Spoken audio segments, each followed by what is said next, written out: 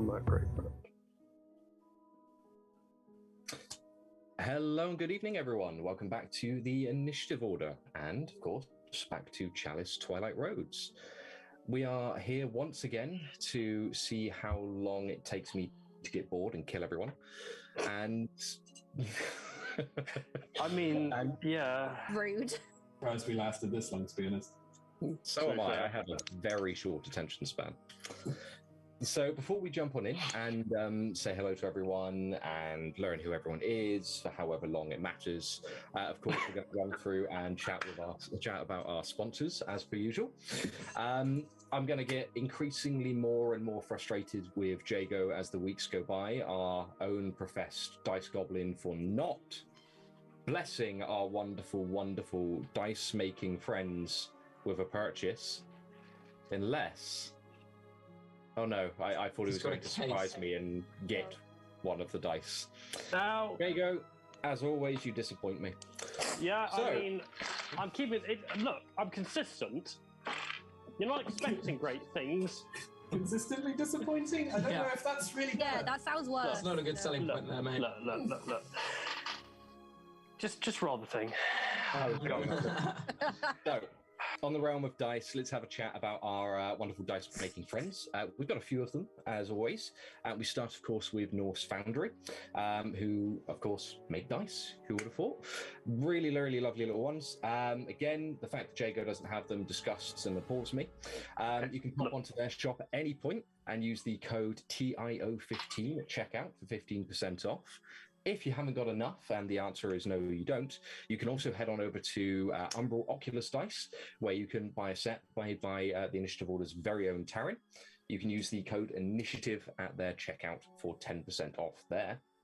And of course, finally, in the realms of wonderful dice, if you want some, you can customize a little bit, or some made out of, not the standard materials. You can head over to Mithril Armory, where you can pick up some Tindy 20s, sketch dice, and all sorts of other wonderful things. And again, the code INITIATIVE will net you 10% off at that web store as well. But if what you're looking for is a little bit more of a, wearable representation of your hobbies, so everyone... You don't wear your dice? No. That's only you, Jago. Okay. Jago, another disappointment on the list. Yeah. We may need to get you help with your dice collection. Oh, some people are beyond help, and Jago is one of them. But as I say, if you'd like to get some lovely clothing, you can head on over to Session Zero Clothing to get some brilliant D&D inspired streetwear. And if you want to there, you can use code ORDER for 15% off. Now, beyond that, of course, if you have more money that is spare after all those lovely purchases, and you want to, help us out a little bit, give us a step closer to being able to make our own merch, because that'd be cool, or frankly fuel Jago's addictions, you can pop over to Ko-fi. Our link is in the chat somewhere, maybe, and let's just throw a couple of pennies in our direction. It'd be very, very much appreciated. Or if you just want to see what we're up to, in the very rare occasion we actually update our social medias, because I am a busy and frankly lazy man, you can head over to any of our socials and find out a little bit more about us there. Now, speaking of learning a little bit more about us, I'm now going to have a little poke over at our players. We're going to start, well, disappointingly, as we mean to continue. Jago, please. Okay. Hi. I guess I'm the resident disappointment now. I thought I was the dice goblin, but apparently I failed at that as well. Yeah, you didn't buy the dice. We keep telling you to. Okay, look, you're the one who put up that intervention for me, telling me not to buy dice. I'm sorry. I'm not a mind reader. Again, another disappointment. You're not helping yourself here, Jago, honestly. Like talking to my Bully dad. somebody else for a bit. Yeah, I'm Jago Ash. I'm playing Jack Hooper. We're all fucking dead. Let's go. Thank you very much, Jago. We like you, really. Holly, who are you? Hi, I'm Holly. I play Edlynnne Castron. I have nothing good to say about myself. I don't know if any of these guys have anything good to say about me. I'm just here for the lols and because they can't really get rid of me. So, Yeah, I've looked around. I can't find anything. Sorry. I mean, you'll hear something wonderful that Holly has put together for us shortly after we're all done talking, and you watch our beautiful, wonderful intro and hear some wonderful music in the background. I just The don't other like thing she's wrong about music. is it's very easy to get rid of her. Very easy. It's called killing your character. You think you can get rid of me then? Ha, I'm gonna. Yes, yes, he does. I think he easily could. How much chaos we brought. Speaking about people I can easily get rid of, James. I'm waiting for who that was going to be. I knew that was going to be me. I was waiting for it, frankly, and I'm here for it, which is part of the joy. I'm James. I'm playing Alister, and we are probably all going to die because there's been a lot of chaos going on, and I have nothing but good things to say about all of these people, most especially Holly, because she's taken all of the licks of Alister just being crazy and almost killing some people. And she's been unfortunately on the receiving end. So, and apart from Jago, who should buy some of those goddamn dice because they're really nice. I was just looking at them. Get on it. Do it, Jago. I'll go buy the dice. Whilst Jago goes off and grabs his parents' credit card, Billy. Hello, I am Billy. I'm playing Subil. Both Billy and Subil is currently just sitting watching everything fall apart around him, and it's entertaining as always. I'm sure that Sybil's not going to watch things fall apart for much longer. However, because it'll be dead. Yeah, I mean, it could end really well or really badly, but who knows? It's all going to end well. As long as it's not ending as worse as Jago's dice buying skills. You're not wrong. And Max.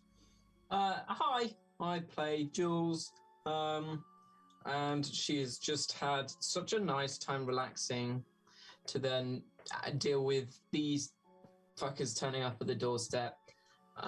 So I think they've brought her down to their deep dark hell that they call their life. Yeah. Pretty much. So yeah, that's what Jules is up to at the moment. Awesome. And you'll notice we are face down. We don't have Edlynnne this week because she thought it was more important to go and have a curry. I don't blame her. Frankly, if I had any other social obligation, just any other offers, that's where I'd be. And of course, on that Does note, no one invite you anywhere, Ben? no. Do you blame them? Ben, do you want to get Actively in? disinvite him is fine. I mean, I tried. I disappear off of text chains on a daily basis. And of course, I am the ever boring, ever frustrating Ben, the font of everyone's frustrations. This man's good! Will he stop? Please stop. Could he stop? I was going to say. Could he? Please stop. And on the realms of hearing me less, please roll the intro.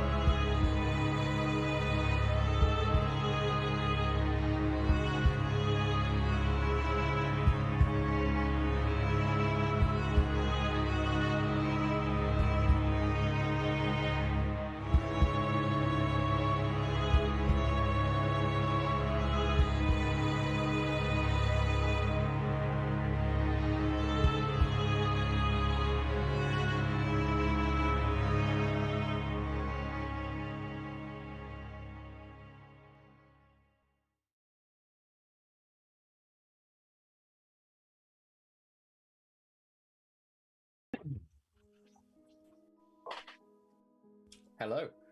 I'm going to finish this. And whilst I do, would someone like to give us a quick recap? And by quick, I mean limited to no more than 2 minutes. Not it. Not me. Things have happened. Thank you for volunteering, Billy. 2 minutes. Billy, On your go, marks. Billy, go. That was Billy. Go. Okay, so I have it here. I have it here. No, I don't.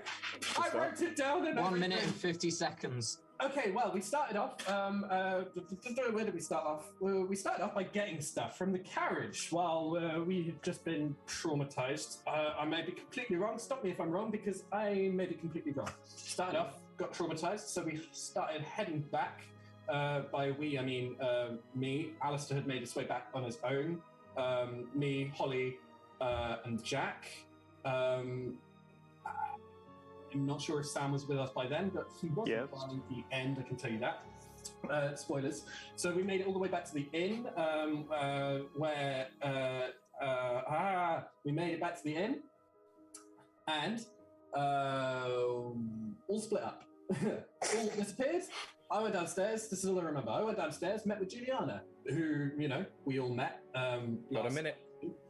Met with Juliana, found out that she was offering us a deal. We could either turn over Sam and save the party, or we could carry on down the route which we'd been doing for the entire time. That was a big conundrum. Great fun times. Got out that, decided, let's go and find the rest of the party. So I found Jack in the basement. So said, Jack, find everyone. 30 seconds left. Find everyone. So ran up the stairs. Jack went around looking for Sam. Yes, because Jack had lost Sam, so he was panicking. So we all met upstairs. 20 seconds left. Met upstairs, where we all decided, we got to escape this. We went down, didn't go through the main door. Instead, we went, found the secret exit, which went out the back, which went into a boat. We went into the boat. Started sailing down a little river where everyone was pointing their guns at us, and it wasn't very nice. And we're about to die, and everyone's going to die. So now, that was. So Well done. I think that was comprehensive, and I don't think I missed a single name, character, event, or anything. I think I remember it, and that was exactly that. That was exactly word for word exactly what happened. That's what Unfortunately, you missed the most important character. Oh, the old man. That was the old man. The horny old man. Due to that, I forgot to feel mention you your are wheelbarrow. not getting a void point. And the I'm taking wheelbarrow. one away. What? Wait. I'm kidding. Am I able to get that void point back if I'm able to get the name of the old man? If you can get the name of the old man, I'll give everyone a void point. Wait. You need to get the name of the old man and the name of the old man when he's in that situation. Well, he was Which are in two the different third things. room down. And who he'd hired. Stop! Okay. Graham's room. hold. I know it's in Graham's room. I don't know if that's the guy, but so far I'm guessing Graham. And the prostitute that he was with, we've got masala, harissa, paprika, and cumin. You're right. It was all of them. He was a very No, wealthy because bloke. one of them left. No, two of them were outside at the time. Yes. So none of them were in. Yeah. I'm gonna guess because I bumped into Harissa in the. I'm gonna guess it's Harissa because I bumped into Harissa in the corridor. So close. No. So far. Because his name wasn't Graham, it was Garum. And his favourite friend was Masala. It's close. You brought this only on yourself. But I was close. You were close. You were close. You know what? That was half. You can have your void point back. Do I get it or do? Yeah, Billy, you get the void point. Why not? You can both have one. Oh. You're gonna fucking need them. I wish I had void points. This is why you're going to die first, Jago.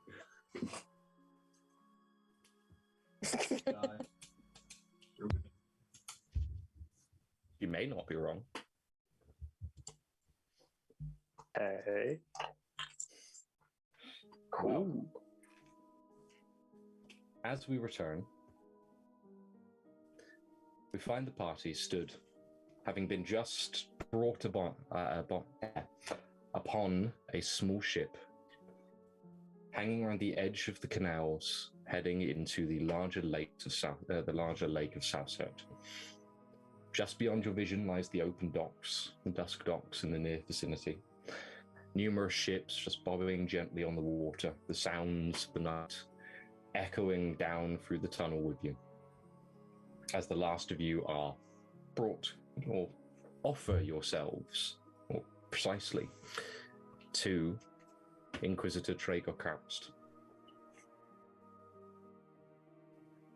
Behind you, as Jack is brutally encouraged onto the ship by one of the Inquisitors, one of the 14 or so armed with rifles in the near vicinity. 4 on the boat with you and 2 sets of 5 on either side. Traeger himself stood just near the prow of the vessel, watching as you were brought on board. The vaccines, still in their box, picked up and dragged across onto the ship alongside you. As you are lined up, your hands forcefully pushed down behind your back, and manacles strapped in place.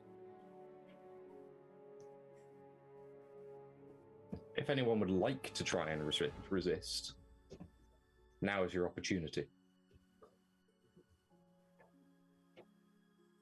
Am I able to tense my arms as much as I can to create distance around my arms, so if I'm able to loosen them, I can slip out? What's your brawn score? My brawn is 10. Okay. Sizably more than I was expecting. Yeah, I know. I won't lie. I haven't told anyone. That's more than Alister. That's It's a hearty lady.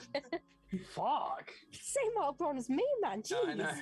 I think I'm still the highest. Okay, go for it. I mean, let's call that a brawn athletics check of, let's say 2.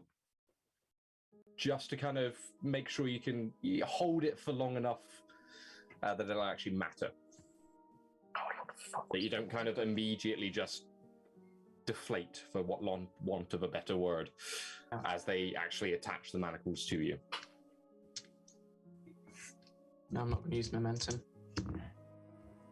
Still a double pass, though. 6 out of 10. Down. Wonderful. You tense up a bit and just give yourself a little bit of extra wiggle room as you feel the manacle just clamp in place behind you, and the acolyte kind of step along the line over to, we'll say, Alister. You kind of just release the tense to a small amount, and you can feel a little bit of slack to them. Not an immense amount, but enough. Yeah, I'm not going to do it now. I'm just going to make sure I can use later. They continue down the line, starting with, obviously, Jules, then to Alister. Jack, go for it. No, Same I've thing? got to, just offer it at that point, because otherwise, Fair. everyone's got to die. They just clamp them around you, pull them quite roughly behind your back, and as they're doing so, they just pat you down. Just making sure. Keeping in mind that you're still in the rather tasteful garments that Jules picked out for you mere hours before, which I will quickly just ask for a recap there, Jules. How exactly is Alister dressed at the moment? I can't remember. I can tell you that his nails look fabulous. All I can know that remember his is doing nails are fabulous. his nails. I know there was a scarf. There was a scarf, a belly shirt. That's right. There was a belly shirt, like a crop top. And quite Sometimes a crop top. And it was a kilt. Yeah. Wasn't it a kilt as A kilt, well? Yeah, and a Yeah, kilt. yeah. You put him in a dress. I mean, Yeah. look, if Alice is going to die, this is going to die in style, okay? Yeah. Their searching doesn't take long. They move down the line. I'm in a kilt. Their searching takes a while. There's a lot to search for. No, there's a lot there to search. There's a key difference there. We need Lynn back. That's Yeah, I miss Lynn. Lynn brings a certain sensibility to Yeah. the stream, it must be said. Lynn, Yeah. Lynn, please help. Lynn, Stupid. I could text her, but I won't. We all just text and going, Lynn, we need you now. Lynn, you're the only intelligent one. All going to Yeah. Regardless, they move down the line. Sybil, they come to you next. Yes. Go for it. So I was going to argue, because of Sybil's background in con artistry and magic and that, I don't want to escape now, but in a similar vein, would you think that I would need to prep for trying to escape using that kind of technique, or do you think it's more of a, when I want to escape, I'll try it then?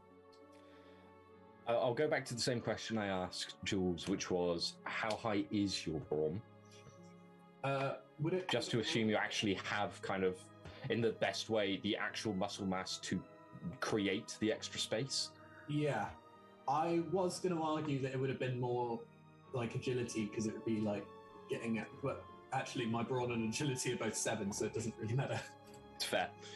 We'll say that you don't really have a way immediately of kind of tensing or prepping anything beyond knowing a few tricks that you might be able to employ later in time. But right now, they are just manacles being slapped around your wrists. That's good. You do notice, whereas they kind of move their way down with Jules, they're quite brisk. They very quickly search her, slap her arms behind, and strap the shackles on. Alister, of course, offers his. They do still search him. It takes them a little while. With you, they don't wait. Traeger nods in their direction, and they kind of step up behind you.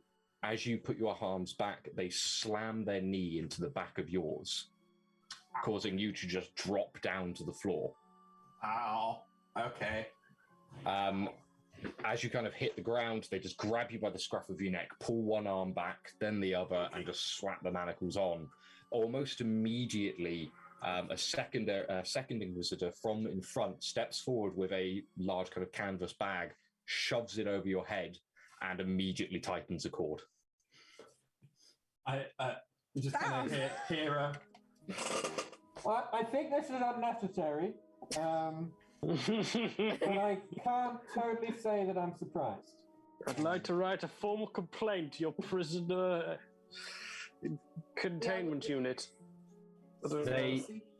As soon as you've hit the ground, the same acolyte from behind moves down the line again, cuffing Cecily, moving along, reaching to Edlynnne.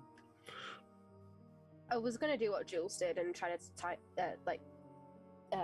do the muscle thing, but I don't trust my rolling skills, so I'm just going to, put my hands behind my back willingly. But I do have a focus in military tactics, so I'm going to be looking around to see if I can figure out a way to, get out of this later on. Okay. So I can, make me a reason tactics check then.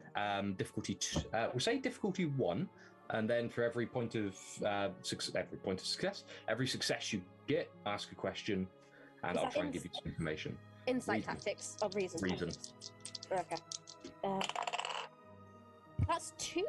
Well, I've got my tactics is 3, so would that be a crit then? Crit if you rolled 3 or less. I rolled a 3 and 1 and a 6, so 3 passes in total. Wonderful. Ask some questions then, please. What would you like to know? God. Well, obviously, you said you've got the two groups of 5, one on each end of kind of like the bank. Correct. So like one there. The 4 on board. Are they armed or are they unarmed? Every single one of them's armed. You can see of the ones on board, most of them are carrying smaller kind of blades, a small dagger and a kind of cutlass is the easiest way to describe the weapon. And in the belt on the other side, there is a small revolver. Okay, so fire them head. Okay. Obvious question, which comes to my head. There is no apparent way to get off apart from just running and jumping and then getting shot to death, right? Looking around yourself right now, the amount of guns trained on you from the other side of the boat, or correction, both sides, if you were to try and run at this point, you would probably get a couple of steps before you were gunned down on the spot.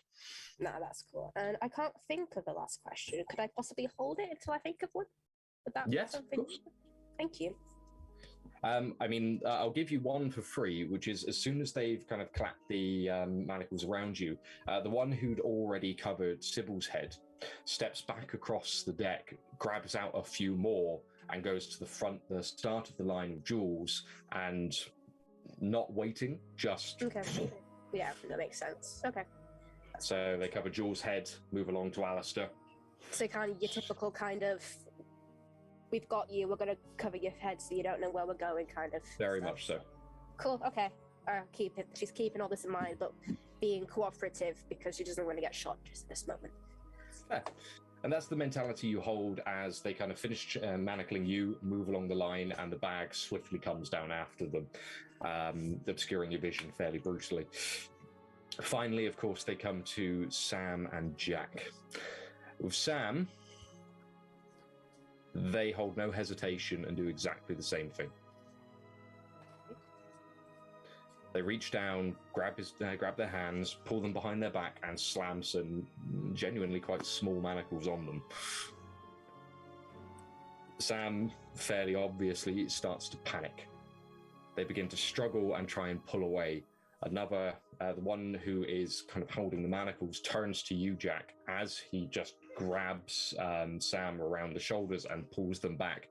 Tell the child to stop now. Okay. I'm just gonna, as slowly to not make them look like I'm pulling any shifty shit, just put my hands on either side of Sam's shoulders and just like, buddy, we're gonna need you to just breathe with me. Just let's take this one step at a time, okay? They just look up at you, panicked, clear on their eyes. Their eyes wide. Gonna be okay. Just I'm gonna put my forehead against his. It's like, just breathe with me. Breathe with me. Make a will persuasion check for me, please. Difficulty 1. You've bought the child's trust enough at this point. Sam trusts you implicitly. Hell yes. Okay. Sorry, what was that? Will persuasion? Will persuasion. I'll keep talking. It is here.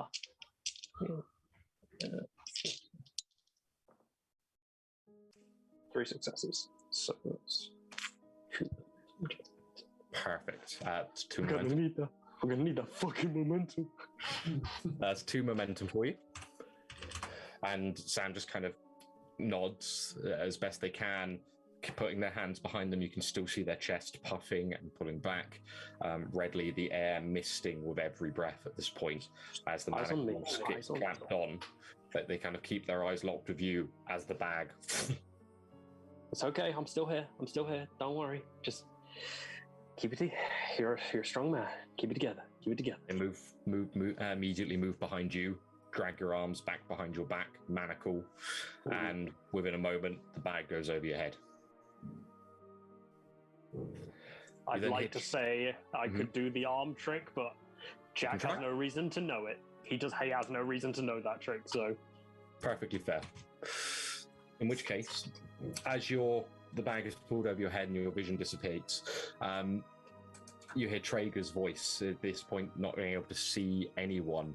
You just hear him cut through the sounds of the night and the kind of jackboots of the various Inquisitors as they move around the ship. You can hear the vaccine crate being brought on board as footsteps move behind you and make their way just along the ship towards the end of the canal. It's not difficult to make that kind of assumption as you can just hear the direction they're going. In the background, you can hear Bismarck barking. Love the dog. Followed by a gunshot. Lynn's gonna be pissed at you. That was my first thought. She is going to... Oh no! As soon as the shot kind of clears in the air, you just hear Traeger. Kneel, all of you. If you move, it ends for you here and now.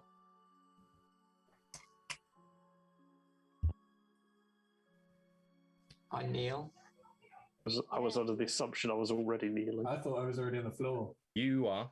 So Subil is. Everyone else was left standing, with the exception of Jack, who had kind of just lowered yourself down to Sam, who is just kind of still shaking in place. You can feel them next to you, having kind of pushed the body right up to you. say I'd Yeah. put my hands over them, but I can't. They're behind my back. Just gonna Correct. kneel.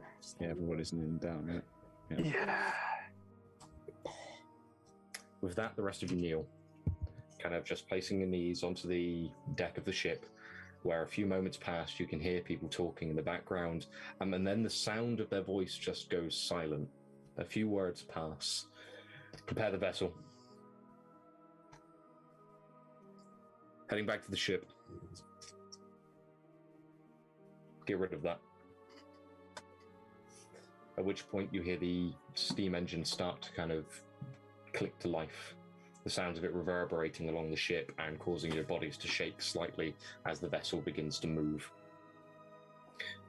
You hold there in place, each one of you kneeling on the ship, your arms still locked firmly behind your backs, and you just feel the ship starting to move away. The natural echo of the canal walls dissipates after a few moments and is replaced instead by the kind of fairly cool breeze of the open air starting to kind of come against you. You can feel it cooling against your skin, especially those of you kind of more exposed to the elements, namely Alister.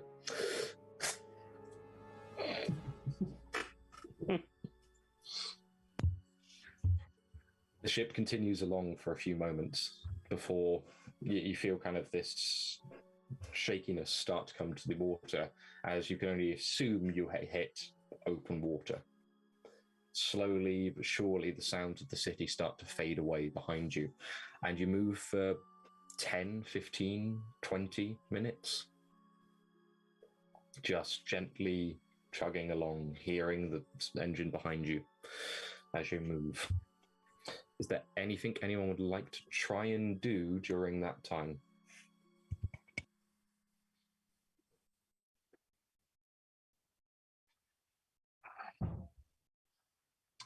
Do we get the sense that there's people, like how many people do we feel, or is there a way of finding out or feeling out from listening how many people are around us on the boat or anything like that? Make me a insight observation, or I tell you what, reason observation of 2. Right. Reason observation. So any focuses in hearing will be beneficial here. Oh God. I was also gonna say, ask a similar thing, like, am I able to like hear how many people and also the kind of schedule and routine of their walks along the boat? Yeah, go for it. So what we'll say then is it's just a difficulty 2 check. And of course, once you've passed, any questions you want to ask immediately following that, we'll just be using the momentum. So if you get more than the 2 you need, use it, ask the questions, fire away. As many as you who would like to attempt the test can do so, but this will be the only thing you'll be able to do for the first half of the journey. Yeah, okay, well, I'm going to do it. I'll also do it. Am I rolling 1 or 2? I'm quite happy for you to do these as separate checks. Okay. I'll add up the number of successes. That is 3 for me. And 2 for me. Perfect. In which case, we'll say you can have 2 questions in total, beyond giving you an accurate count. Moving around you, you identify 5 sets of footsteps at any given moment. They're fairly regular, moving around behind and in front of you, and you distinctly count 5, as I say. You make the assumption that there will probably be someone actually piloting the ship at the same time, so 6 seems your best educated assessment. I'll also allow you 2 other questions about what you may hear during the trip as the ship continues just to bob along the water. Is this just, can anybody ask a It question? will just be Jules and Alister, as they're the ones who rolled the checks. Fair enough. One each, Max? Yeah. What am I able to hear the creaks of the deck to see how built and heavy these people are? Yeah. Just to see like who's more likely to shoot me and who's more likely to stab me. If that makes sense. too many options. If you were going to go, if you were going to go by an assumption, I would tell you there are 4 people on the ship with a brawn total less than 9. There are 2 of higher than 9. I think I have an The idea. heaviest footsteps very rarely leave within about 10 feet of you as a group. That was going to probably be my question then of going, are we all, does it feel like we're all in the middle of the boat, by the rail of the boat? Does it feel like there are people behind us? So can we hear if there's people basically behind us with a gun at each of our heads, or are they just on the boat, or we're in the middle? What's the general layout of where people are? You get the impression that you've been moved kind of quite central to the deck. The ship itself isn't very big. It's basically just a skimmer. So you'll have maybe a kind of 10 to 15 foot wide deck extending out for about 20 feet to the point, and then a small kind of control section behind you. Wheelhouse, there we are. For the positions of the people, as I said, the one with the heaviest footsteps is distinctly in front of you and has not moved from being in front of you apart from pacing up and down for as I say, the first 10 minutes or so of your journey. Behind you, there's no singular person there. You do feel a patrol of people just kind of making their way up and down your ranks, which swaps out once or twice.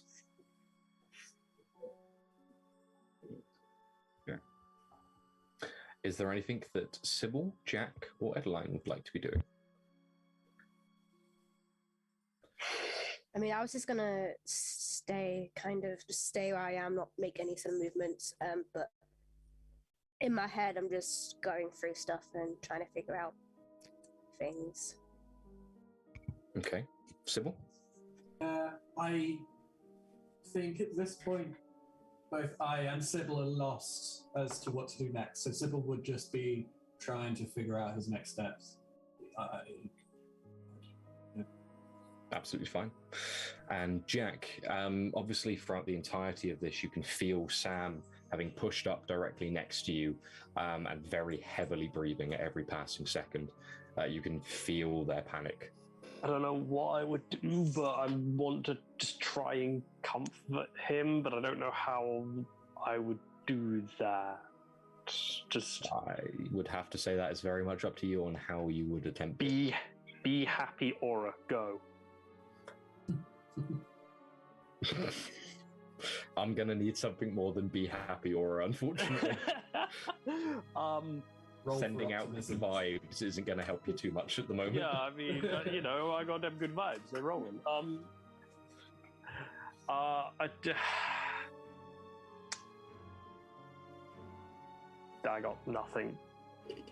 I don't know. You are somewhat paralyzed with the distinct knowledge that there is something you should be doing, but you cannot think for the life of you what that is.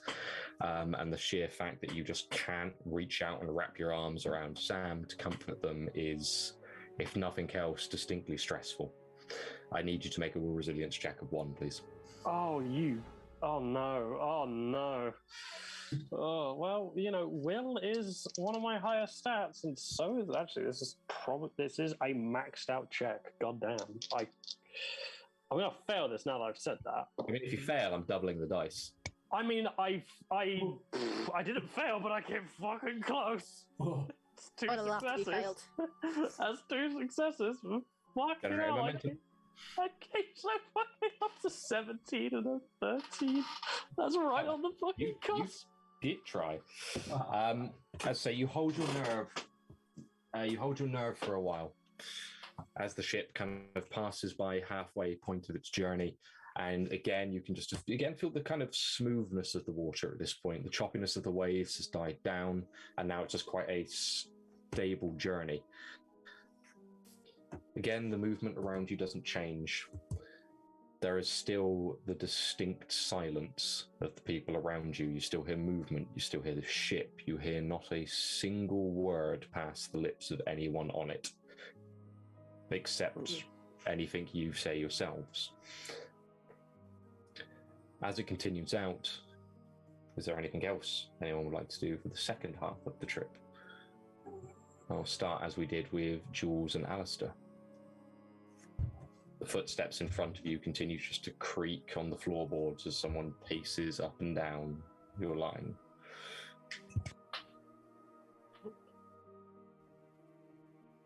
Really tempting to do something, but the trouble with it is, you can't see anything, you can't do anything. It's just like, yeah. Yeah. What happens if Alister? I suppose it'll be on him rather than anybody else, so that's probably okay. Just sort of shifts his weight a bit in slow periods. So like it's not just like shifting backwards and forwards, but like shifts a little bit, and just kind of tries to see what he can get away with in terms of movement before somebody says something. Okay. Basically to the point of being able to almost like touch his face or scratch his face or try and make a hole, just something to try and make a hole in this mask if possible. As your hands have been tied up, I was behind your back, so that'd be a no then. Yeah, sorry, I thought they were in front of us.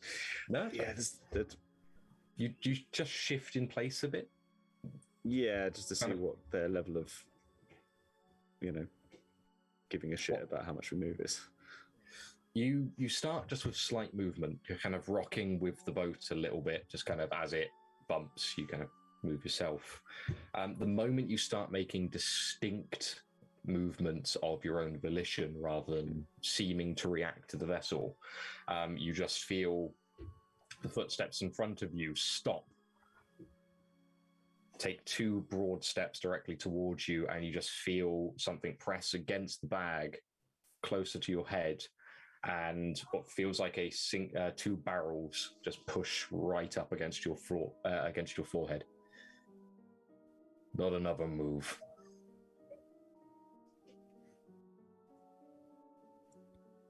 Well, I'm just not going to make another move then. There we go. That's me. And that's the same thing you all hear. Yeah, I'm not going to do anything. Same for everyone else? Staying still. I want to go through my memory of what I saw on that boat as we were getting brought across, and to see if there was anybody who looked a similar rank to Traeger, because I'm assuming he's got a relic which lets him do his bullshit. So I'd basically just want to try and make an educated guess. Maybe, is there another one with a relic here? Make me a Reason Academia check. Okay. Or Insight Academia, let's say. Insight. I have Academia? If you have any focus in religion, it would help you here. I do not, but I'm surprised at Academia, so there you go. It's 2 successes. Wonderful, easily done. Generate a momentum. Just from the point where you were being brought on board, the only person wearing any form of higher ranking clothing was Traeger himself. Okay. Everyone else was an acolyte, so a fairly new trainee Inquisitor, as it were, brought out into the field for one of their first operations. Security's weirdly light then. I mean, there's Traeger, but you'd think they'd bring some bit more experienced people to deal with. I mean, keeping in mind that with the check you passed, your trainee Inquisitor has still been being trained on the average for 10 years, as they're brought in as war orphans generally. Anyone who turns up to the church with a child or one is found, they will be brought in to the church, sent off to Valletta, where they will be basically given a purpose, be that being trained for the Inquisition or sent back out into the world to try and do some good by the martyr. Okay. And as you kind of puzzle through that fort, the ship starts to slow. The breeze against you moves from a few knots to dropping down to basically nothing. You start to hear seagulls above you.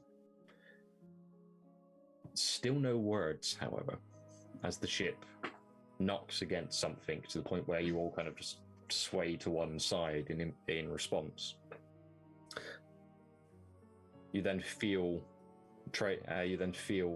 one of the people move up behind yourself, Jack, grab you by the shoulder of your clothing of your shoulder, and start to pull you up.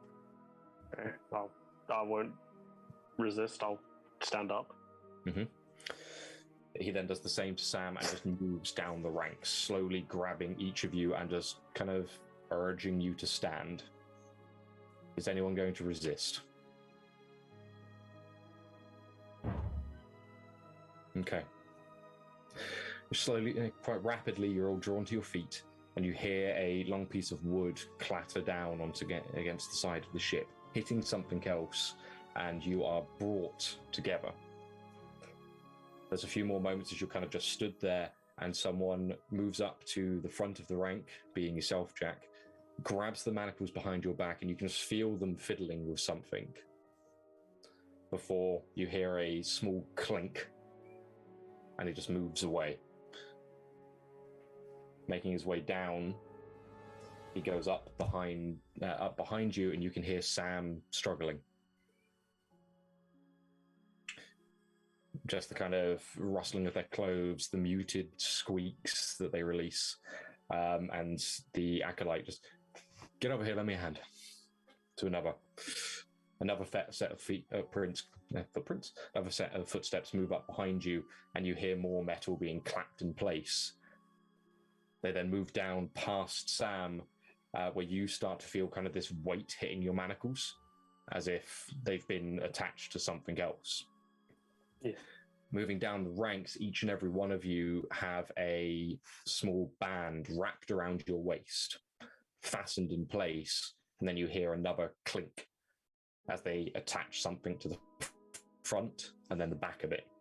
Just the weight that starts tensing, you very quickly work out that you've essentially been chained together into a line. Again, just to check with your more escape artist-minded people, is there anything you'd like to try and do?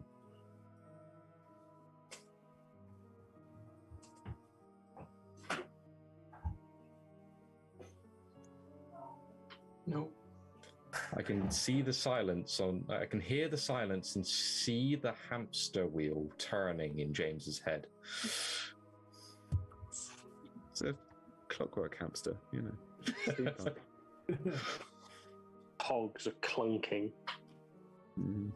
Things are spinning rapidly, twirling towards success. Are we sure about that? Nothing, though? No. Okay. As the last of you are secured, again, you feel footsteps moving around, and at that point, Jack, someone just taps you on the shoulder. Okay. Walk forwards. I'll take a couple steps forward slowly, and you just step forward, and at that point, you start feeling the weight of everyone behind you. From the back of the line, you hear Traeger's voice. Follow the one in front. Do not deviate. I'll go forwards. And you are just walked for, and each of you are kind of dragged in Jack's wake as you step forwards. Feel you kind of hit the edge of this boat. Stop for a moment, just out of kind of worry for what you're about to step into. Raise your foot and place it down on a plank that's just running a kind of diagonal length up and away from the ship itself. It's quite sturdy, and there are peaks on either side of the board itself. So when you kind of step forward and just twist your foot slightly, you do tap the edge. But Okay. there's still, where I say sturdy, it's still shaking a little bit. Okay. Fun. Let's keep going, I guess. You walk up, and each and every one of you are slowly drawn across this gangplank, leading up and away from your smaller ship. You hear the groaning of a larger vessel as you kind of make your way up and onto another one. The only light you can see at this point is the kind of dimmed moonlight from above that leaks through the fabric of your hoods, giving you rough shapes, but nothing more. More of the obfuscation of the light than any actual useful vision. You can make out large points hanging off to your left and right. You can still hear the seagulls moving around and the crowing, as I say, the groaning of a larger ship hanging out in the sea. You make your way up and on to the second vessel, passing across the deck where you can hear more footsteps moving around you.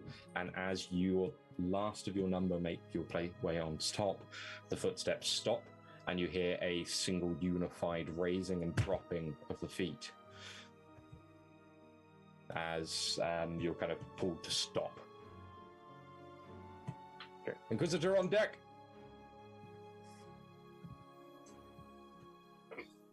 The silence then falls again as your chains kind of rattle in place and you are left to hold for a moment as you hear another singular set of footsteps from the heavier person, so Traeger, make their way past you. Hear a few moments of silence before Purifier.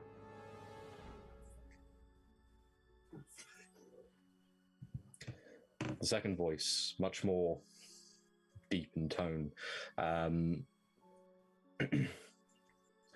Traeger. Is that all of them? Indeed, Purifier. They came without stress. Excellent. They had a dog. We removed it. It came exactly as we anticipated, sir. The intelligence was good. Money well spent. No honor amongst thieves, then? No, it appears not, in Purifier. I must ask, the bar, how did things go?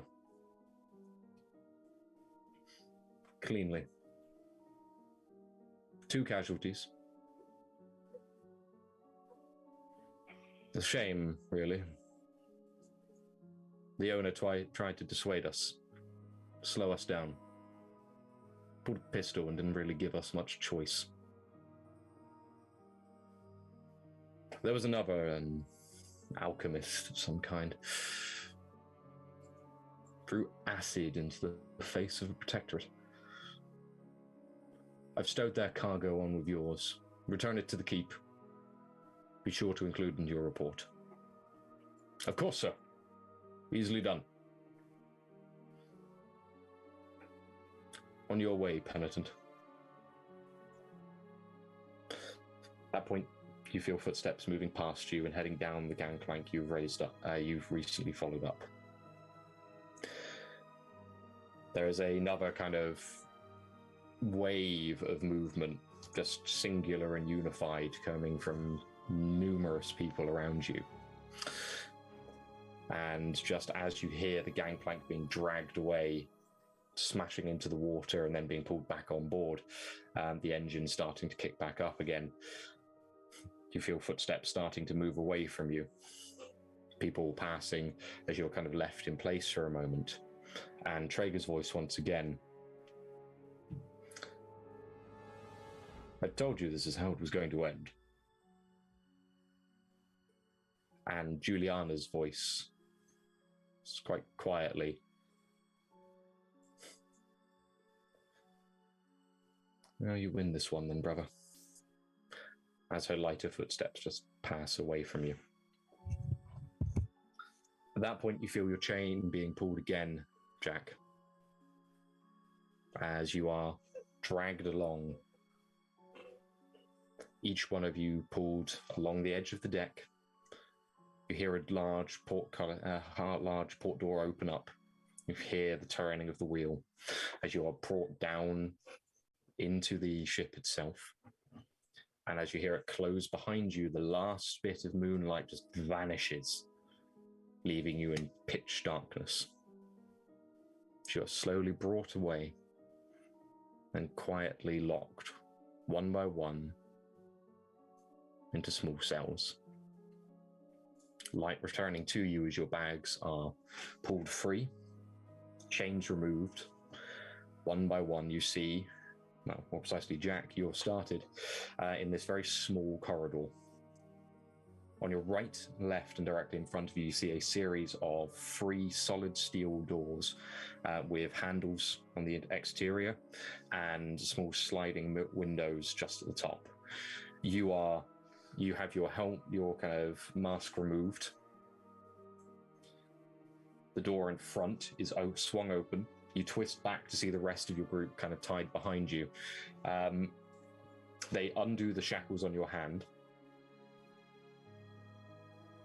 And these 2 acolytes whose faces you don't remember by any stretch of the imagination, but quite definitively more built than the ones you've seen before, this time wearing clear armor on their person, simply grab you, push you into the cell, then swiftly follow you with Sam, passing them into the same cell as you, undoing their manacles, and simply uttering to you, you can undo the...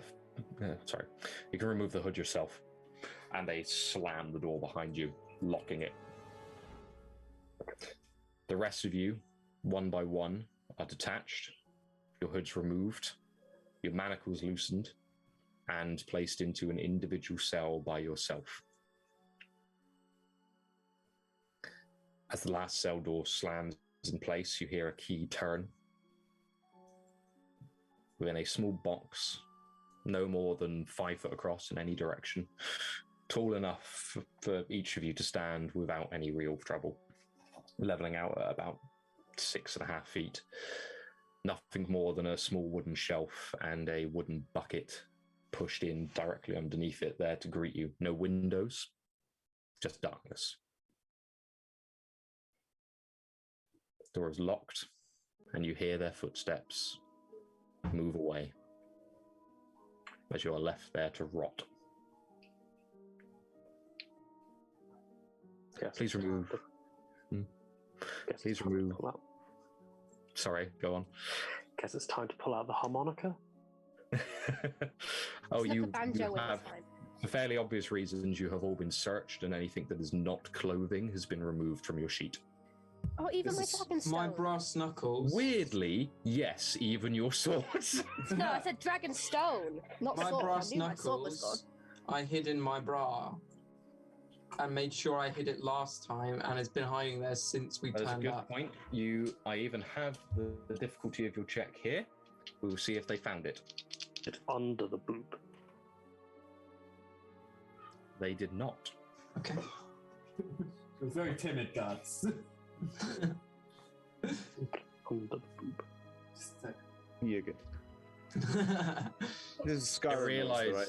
So Yeah. everyone gets one lockpick that they have secreted somewhere upon their person. Well, No. of course I'm a female. I've got loads of bobby pins.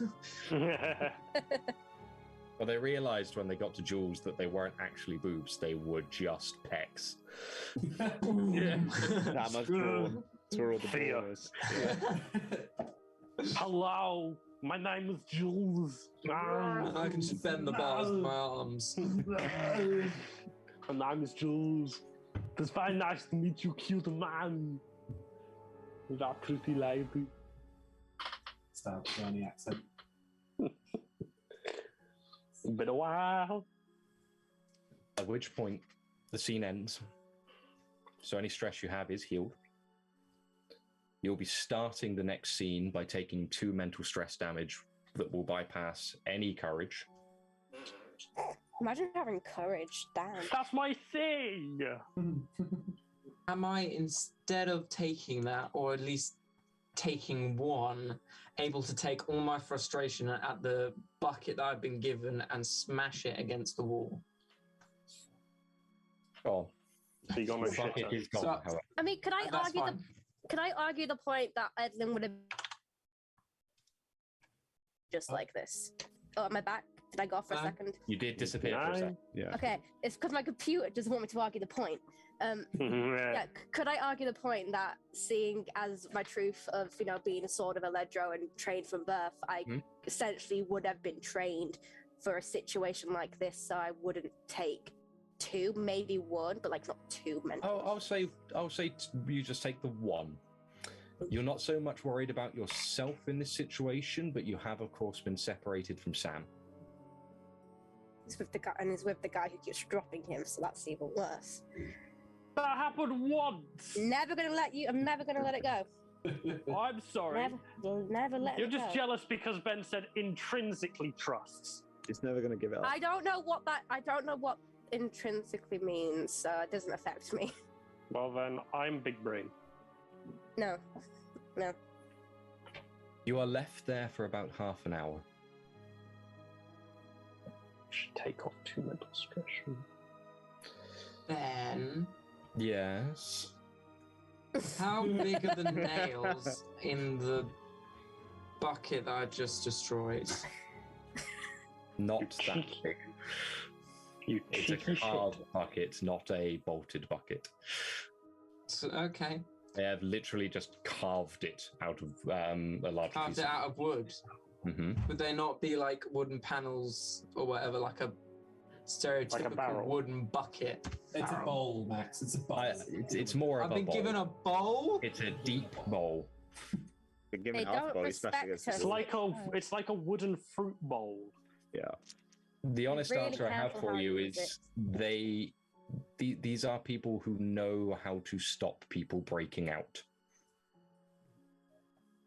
I just stop channelers breaking out, and then doesn't help. You have literally hard counted me. I'm you gonna dick. cry then. I'm gonna cry. I choose cry. You sit I take the and cry action. yeah, it inflicts mental stress. You become aware over time that because of where you've all been positioned, whereas you can just about hear people through the walls, it is barely a whisper, a braised tone. I would say if people can scribble down the following information, just to keep their own minds sane. Jules and Subil can communicate. Subil and Edlynnne can communicate. Edlynnne and Jack can communicate. And Jack and Alister can communicate. Alister can also communicate with Cecily. However, due to the perceived departure of Bismarck, Cecily is, for fairly obvious reasons, not in an overly talkative mood. See, what I want to know is, would you have been brave enough to kill off Bismarck if Lynn was here? That's what I want to know. Yes, Then you are brave. I would have enough than me. described it more. Didn't even hesitate. You are a braver man than me. Wow. Really. I also know how far away from me Lynn lives. That's true. Changed your locks last night as well. I do know a locksmith. Yes.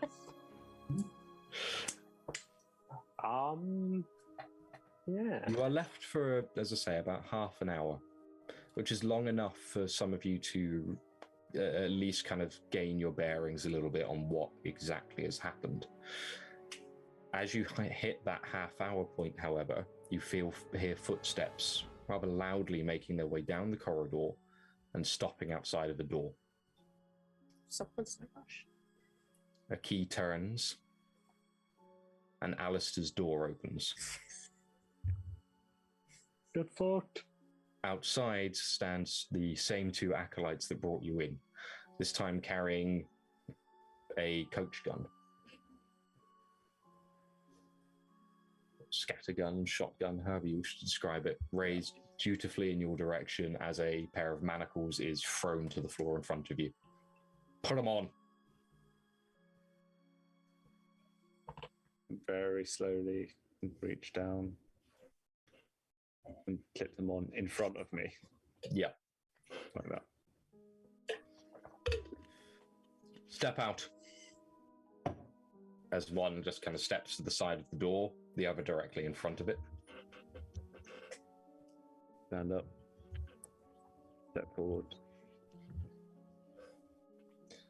With the gun raised against your back, you are pushed a few steps forwards before another bag is unceremoniously shoved over your head, tightened, and you hear the door slam shut behind you.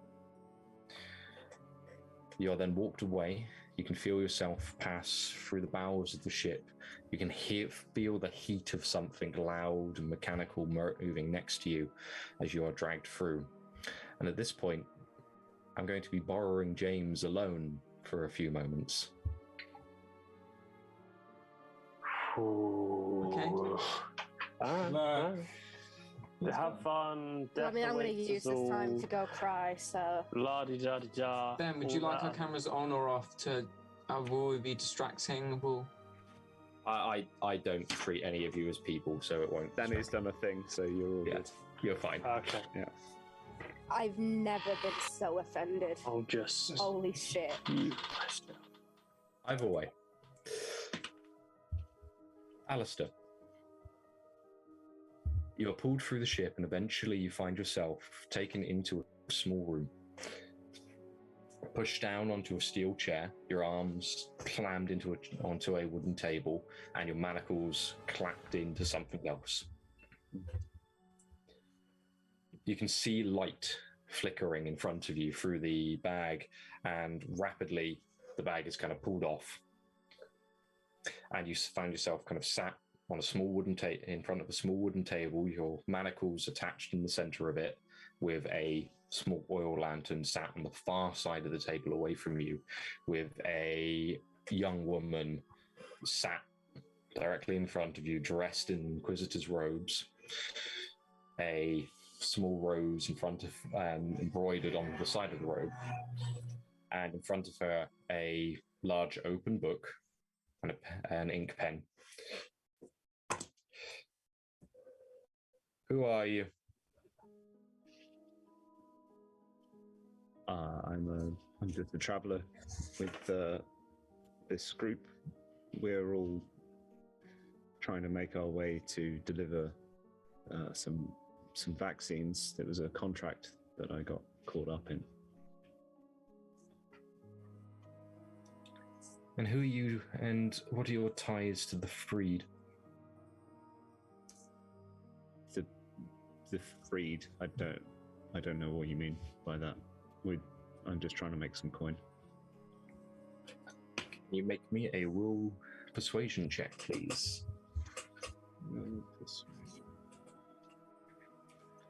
Ben, have you seen my character sheet? Why is it that you always choose the ones that I'm shit at? That is 1 success and 1 failure. Okay.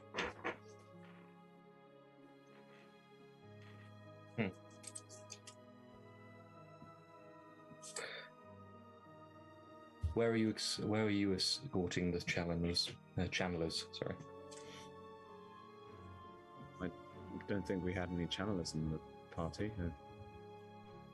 It's just a group that I've met for a contract to take these the vaccines to their destination. That's all. I'm just here to make some coin. Make another check. Just 1 success.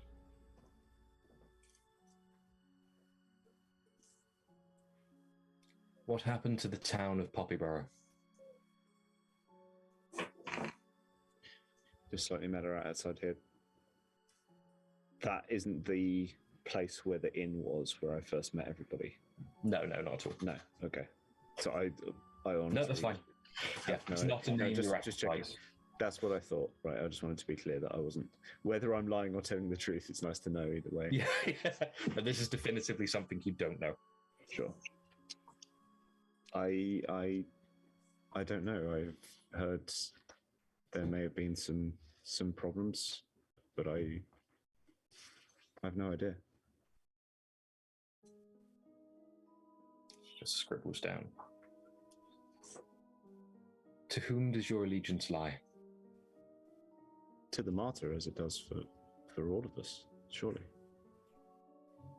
And then to whoever my employer is. It's like everyone else. I'll leave it to you if you are lying there or not. Oh, I'm lying, 100%. Just checking. Yeah. Please roll. That's one success and one complication. They just put the pen down. Do you have any final confessions? Final confession. I mean, I'll tell you anything you want about anything. Final. I don't. This is a job. This is a job for me. This is a job for all of us. I'm not.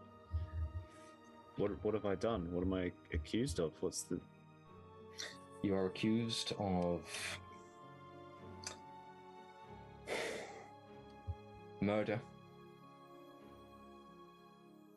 terrorism, arson,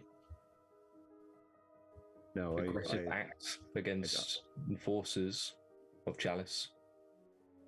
I've never done any of those things. It's literally just a cash and ship job. There's no. And I the haven't done any of this, smuggling please. of illegal channelers across the borders with intent to aid and abet the escape of known felons. There aren't any channelers with us. We've never done anything like that. We're just taking these vaccines. This is all we're working towards. It's all we want. It's some quick coin. Some of them don't even care about helping people. I don't even care about helping these people. It's just some coin. There's nothing in it but coin. It's a quick job. Please, you have to believe me. There's nothing untoward here. Make a check. 2 successes. They close the book in front of them, just lean forward slightly. The sentence for your crimes is execution. No, please. There has to be something I can do. There has to be some way around this. I'm innocent. None of this is. This is all a big misunderstanding. It's got to be a big misunderstanding.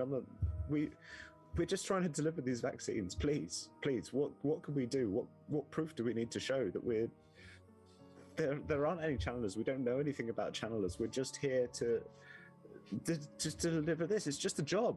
I swear, it's just a job. I pray that the martyr will at least allow you into her light. Take him away. And she just leans back, does not hold any eye contact with you, as you feel the two men step in beside you and immediately just shove the bag back over your head, tighten it in place, and you are dragged up from the chair and pulled back through the door after your manacles are released from the table but still kept around your wrists. Sure. Would I hear the door close at all? Yes. Okay. So as soon as I hear the door close and I'm getting sort of dragged, there's one here and one here, or what's the? They kind of, one has just grabbed you, kind of in a full Nelson, to lack of a better phrase. So like a bit.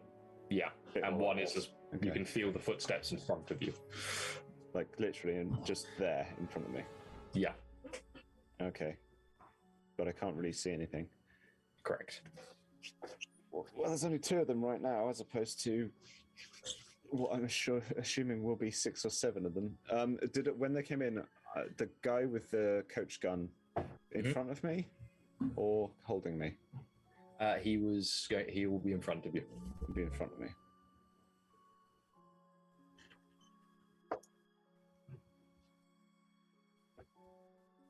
Oh god, yeah. First of all, I'm going to sort out my camera because it's doing weirdness. Give me 1 second. There we go. Shit. God damn it. Well, I'm going to have to do something right now because if I get up on deck, there's going to be 6 or 7 of them, which will be even worse. You can feel them kind of pulling you back the same way you came. Right. That much you're immediately aware of because you kind of, without being able to see anything, you recognize the feelings, the things you've passed over. Okay. Immediately you start feeling the heat from that room you passed through earlier, kind of drawing closer with every second that you're being pulled. Can I tell if there's other people in the room with the heat? Do me a, we'll say because of the sound that's also kind of clanking away, do me insight observation of 2, please. 1, no, let's say 1. Do apologise. Okay, yeah, that's cool. That is 2 successes. Generate momentum. Can I tell everyone when it gets to that bit? I'm sure I'm probably going to use it in a minute. You can hear people in the room around you. You can hear just kind of shouts and cries, people working. You become very aware just through your time in the past that you're just passing through an engine room, and that's people working. Yeah. They're all around you. Okay. All right, well, I'm going to let them continue carrying me until I either feel like I'm getting towards the cells or towards steps that would be going upwards. You're pulled away. Eventually, you feel yourself, your feet just kind of pass over another lump, as it were. Another door closes. You just hear the silence starting to kind of creep back in. Another door opens, and just kind of through process of elimination, you work out you're pretty much just hitting the cells themselves. Cool. From when they opened the door before they put the bag on in the cells, is there anyone immediately in the cells, or is it just here's the door and then small space and then our cells? That's the one. Yeah. That's the one. But there was nobody in there apart from those 2 when they came in to grab me. Correct. Oh, okay. Well, as soon as they close the door back towards my cell, I'm going to try and kick the one with the coach gun, because I don't want to get knelt down in the cell and shot. That's perfectly fair. You just lash out, kicking as you go. Make me an agility fighting check, please. Agility. Okay. That is 3 successes. Not bad at all. Not surely. This is where you go, not bad, but he got 5. Not bad, but he got 4. Yeah. Mainly because they get an automatic success from the fact that you're bagged and can't really see what you're doing, and they gain another 1 from outnumbering you in this scenario. You lash out, and your foot does connect fully in that you feel the soft flesh of their gut under your heel, and even elicit a kind of as you feel the one in front of you fall back and kind of knock into something. You hear the impact and the drop of metal hitting the ground. Seconds later, as you kind of start to try and struggle to break out the first one, they just pull their grip, lift you bodily off the floor, twist, and slam you face first into a wall, or more precisely into the solid steel of another door. Right. Yeah. I take any damage for that.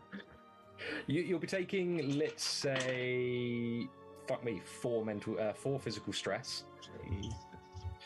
That was just a horrendous roll. Yeah, God. Your face impacts in, twists, and following the damage you've already got, just kind of continues to draw blood from your mouth. Before you can do much more, hear the rapid movement of the other as they stand up. The barrels of the coach gun slammed again directly against the side of your head.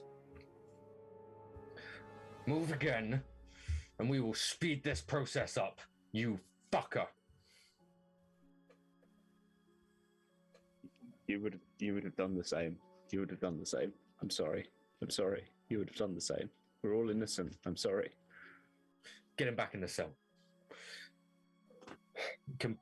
Not so much uncaring to what you say, they just remain silent after that. You are dragged along the wall, not pulled off of it. You're dragged along to the point where, you hear the door unlock. You are pulled in and just thrown inside. They don't bother to remove the manacles or the mask at this point.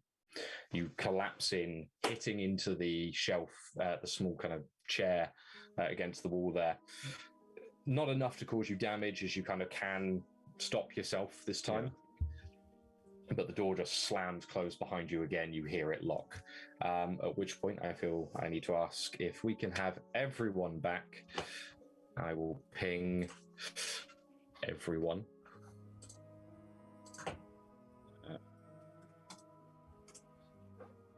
we go. Thank you.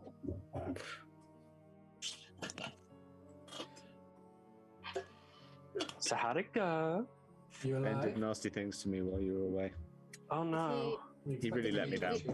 Yeah, Yeah, about to say, did he just like recite the lyrics out of order? I did it backwards. Ben! You demon. deserted me. You demon. Many of you, for the last 10 minutes or so, after hearing a door open and close, have been left with only each other. A few, after I say as about 10 minutes passes, again you hear a distant door swing open. It's followed by a sudden scuffle, the sound of someone in pain, and then a heavy impact. As I say, Jules, you become very aware of a heavy impact against the door, in your door. You then feel someone kind of being pulled along. Each one of you becomes aware of just the sound of a heavy weight being dragged along the front of your door, and you can hear the very muted words of who you can only discern as Alister, against some larger, much deeper, gruffer voice as he's pulled along. You can hear one of the cell doors swing open and slam shut again.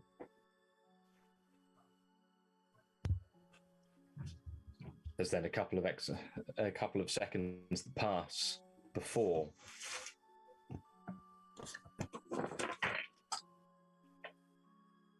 Edlynnne, Oh, fuck. your door slams open.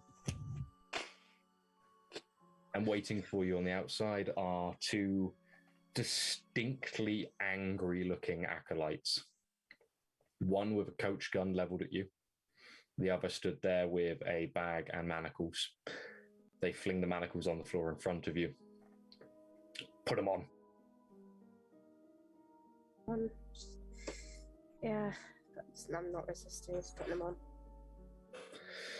You put them on, you're dragged out, a bag is shoved over your head, and you are led through the ship. The door shut behind you and locked. And as you move off towards wherever you go, we're going to take this opportunity for a short break so James can go and make his tea. I'm only 5 minutes out. When we return, we'll be returning only with Holly. Oh, no. Ah, you Ah, Can I go make a cup of tea? Yeah. No. We will see you all shortly. Bye.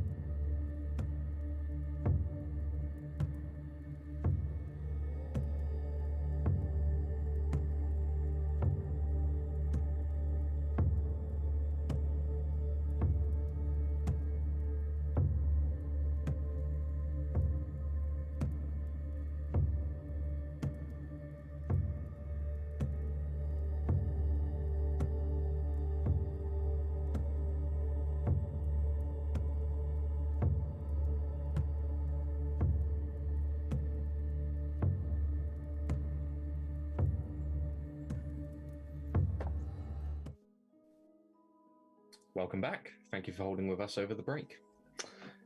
Now, Edlynnne, you are walked through the bowels of the ship, through a warm room with multiple voices and the endless clanking of machinery, through a door, another door, and finally a third. You are roughly pushed forwards, slammed down into a steel chair, your arms raised and placed onto a wooden table in front of you. You hear several clicks as your chains are attached to something in front of you. The moment that's in place, a couple of seconds pass and your hood is removed, leaving you sat in a small room with the only light coming from a lantern beside you, illuminating a young female inquisitor in front of you, who you've only ever seen at a distance once, pointed out to you by Subil in the past, but you recognize her well enough to know Juliana Krantz sat in front of you. A large book splayed out and a pen in her hand.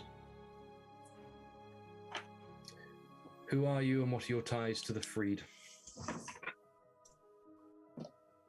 Well, I mean, I guess you already know anything anyway, but my name is Edlynnne Castron, and my ties to the freed are, well, just helping. Where are you escorting the Chandlers? Out of Chalice.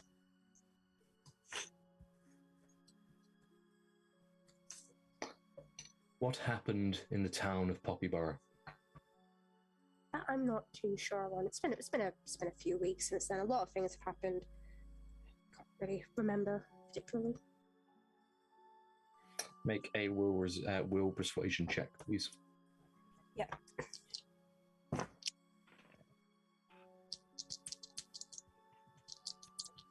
Would deception help in this? Yes, it will. Oh, that's just the one pass there.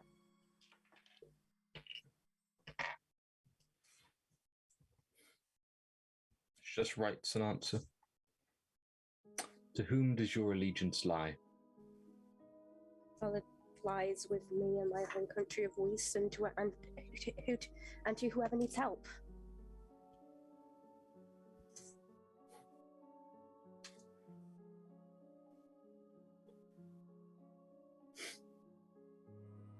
Do you have any final confessions? No, not particularly. She closes the book. Edlynnne Castron, you have been charged and found guilty of aggression, murder, arson, and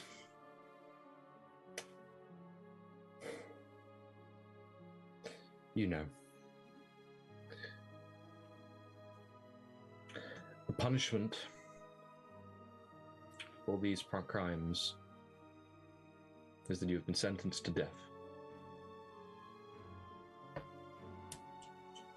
May the Master take you into her light, or whichever god you believe in, take you to wherever you need to go.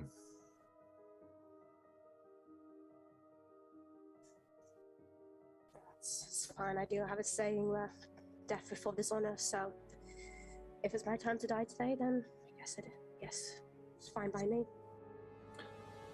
She just nods past you and you feel the two figures kind of step up, one going to place the bag back over your head, and as it moves over, Juliana just states, you brought yourself dishonor long before we will bring you death.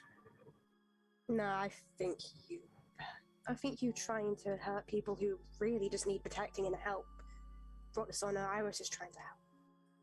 We tried to help. The shares as you hear the bag rush down over you, and just through it you can muffle just about here. Ask Subil.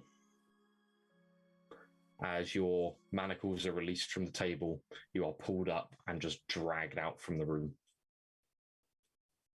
Slowly pulled back through the room whilst heat and sound, back towards the cells, When I'm Yep. going through, is it always just been those two, like when I'm going through the rooms and stuff? You get the feeling as you kind of make your way back that you hear more footsteps coming with you this time.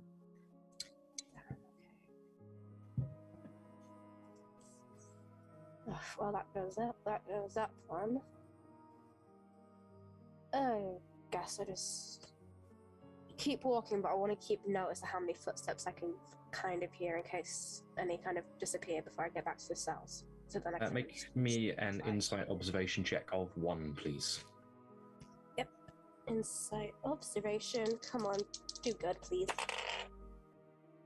Well, that's a 6 and a nat 20, so that's equals itself out there, basically. You do hear more footsteps. You kind of at least 6. As you entered the room and as you kind of passed through from the cells originally into the small interrogation room, there were distinctly only 2 with you.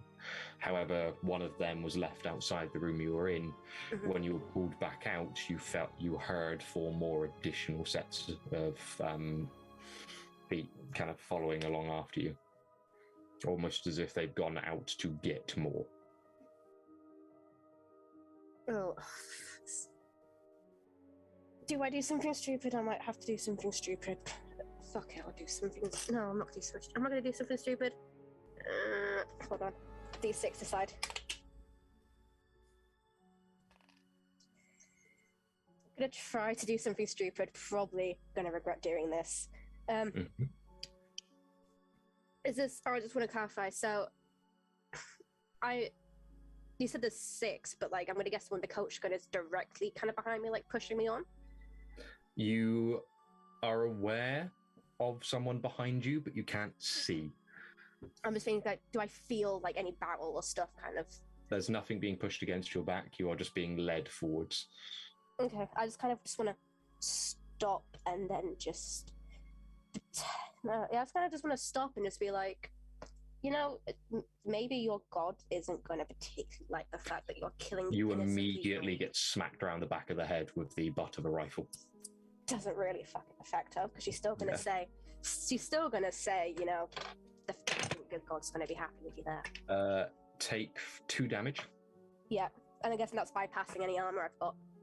Only any armor you would have been wearing. So if you've got a high enough brawn, it will still it will daze you one way or the other. Got a brawn of 10, so that's just like. It's 2 armor, so you shrug off the actual damage, but you still get the smack. No, that's fine. Yeah, just do that and still just say, you know, don't really particularly think that your god's going to be too happy with the fact that you're killing innocent people in the word of them. Move. I don't know. I think I'm good. If you're going to kill me, I'd rather you do it now. 2 more impacts hit the back of your legs. Mm-hmm. Immediately just kind of causing your knees to just give way and you drop to the floor. Last opportunity. You feel the barrel push against the back of your head. I've already started this now. No, she's just going to literally just stay there and just say something and wish you, and this is how she dies, this is how she dies. I don't. Just, yeah. Not standing up? No, she wouldn't. I feel like if this is her last stand, she would do it on her own terms. Maybe try to at least turn and headbutt somebody on her way out, but yeah, she wants to kind of go. You're kind of just kneeling on the floor at this point. Yeah.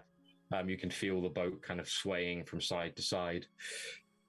You hear the hammer of the weapon kind of draw back and click. No, it's still gonna say it's still gonna. Actually, no, she's gonna get up, make it seem like she's gonna turn, and then just try to turn around and headbutt somebody before she gets shot. Because again, she wants to go out on her own terms, and this is the best she can think of. You pick yourself up. Kind of, you feel the rifle, the coach gun pull back, and they kind of step away from you. You hear the footsteps. You're fairly close to the cells. You're fairly sure. And you turn as rapidly as you can moving to step forward, you hear a single gunshot from your right, and your brains are splayed across the side of the wall. It's fine. Like I said, she wants to go out on her own terms, so.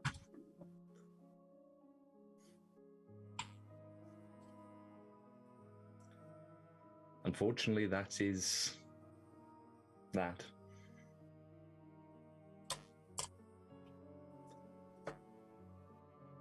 You head to your, well,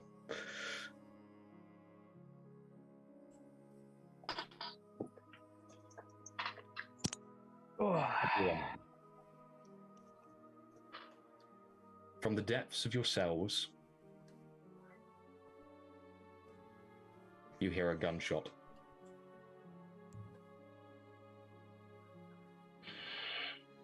A few moments pass. The door to your cell door opens again, and you hear movement. Slowly but surely, making their way along, you hear the small grinding of the little slitted windows slide across for each of you. And Traeger's voice. Look out of your window. You've brought this on yourselves.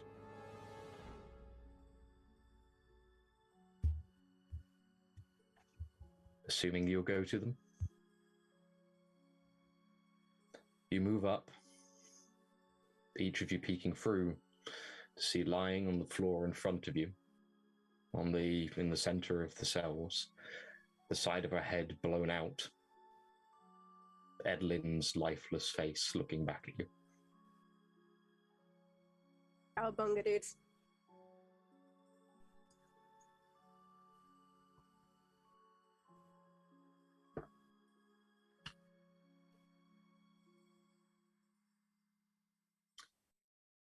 Can Subil and Jack please make a will resilience check of 4? Yeah. Jules and Alister, 2. Sorry, could you Did anybody resilience? Will resilience of 2. Will did resilience. anybody spend momentum during those 2 sessions?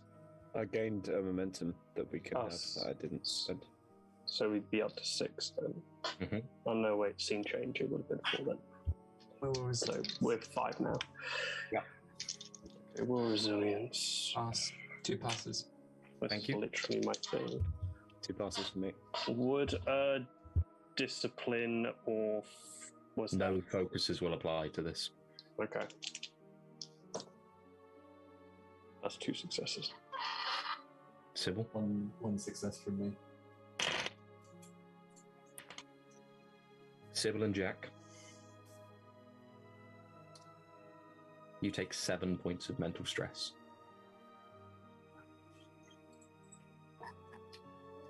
And any injury you will have gained will just be loss.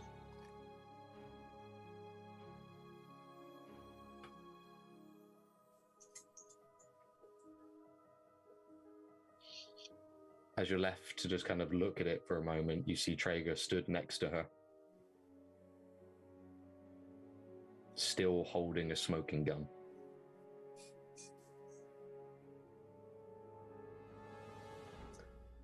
Make your peace. And he turns and just walks out of the door, closing it behind him, leaving Edlynn's body still lying in the center of the hallway.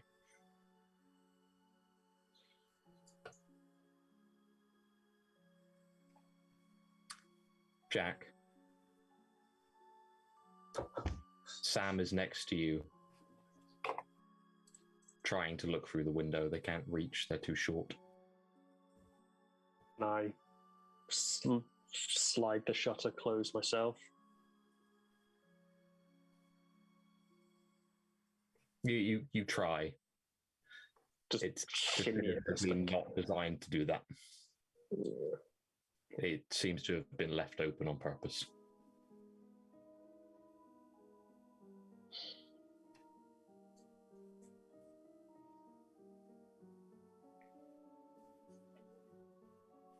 Ben, Yes.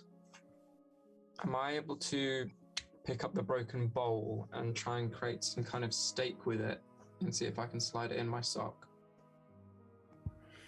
Make me a coordination engineering check of 2, please.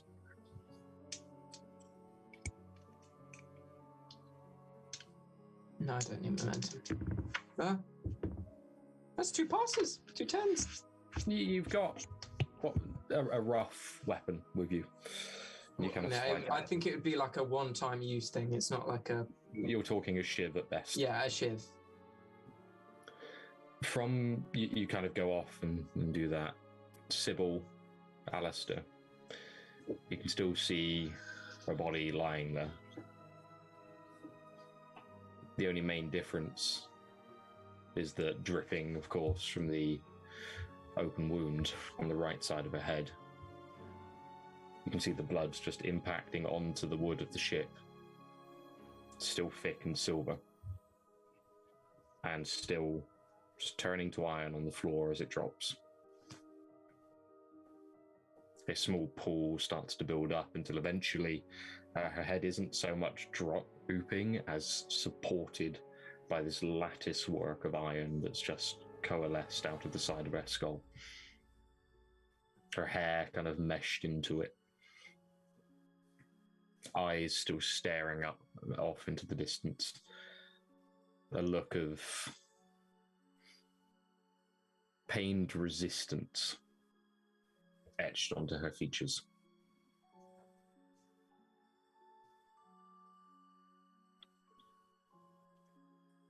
Is there anything from anyone else?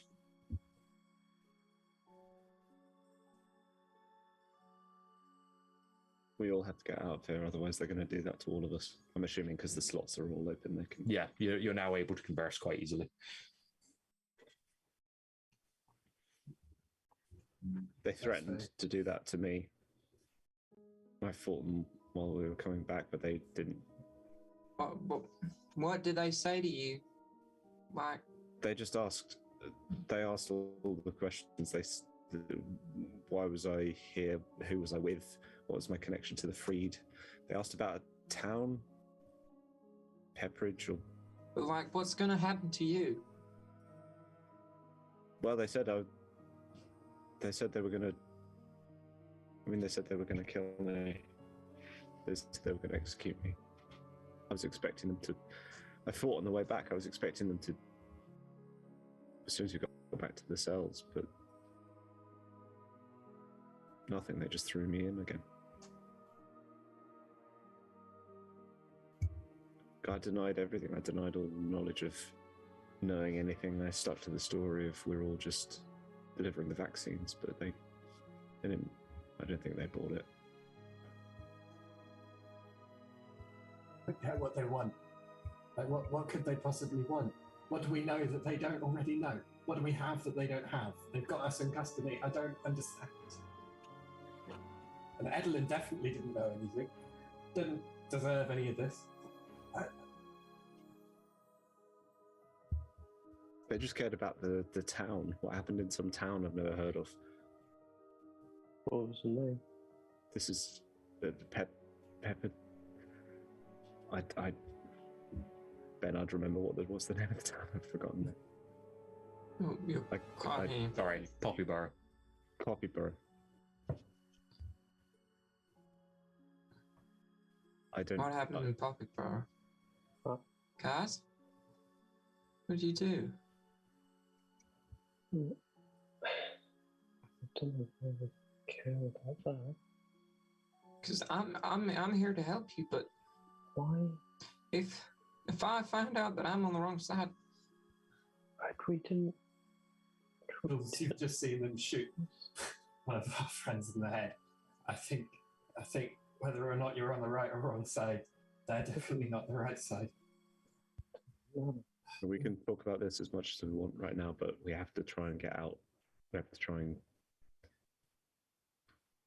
get free, Subil? otherwise that's going to happen to all of us. Sybil's in the one next to me, correct? Yeah. Is there a window next to me? No. Like, am I able to pass anything through? No. You have nothing but the small slit window as your way of Okay. acting. As you're kind of talking, first and foremost, on the mere mention of Edlynne's name passing around, Sam panics.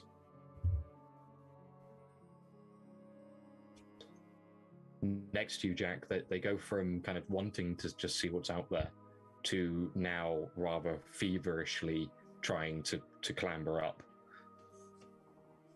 You see them kind of stop in front of the door, just take a step back, and just breathe in heavily. No, don't do it. Immediately, the air No. goes Oh, Sam, deathly please. cold, Sam, please. and they vanish. No.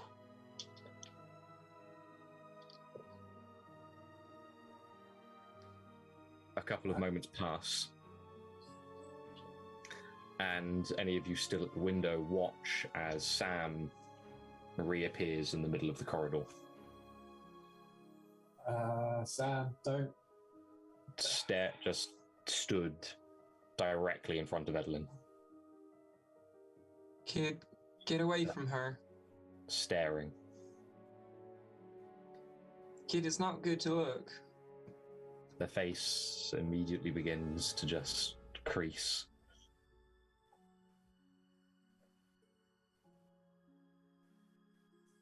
They drop to their knees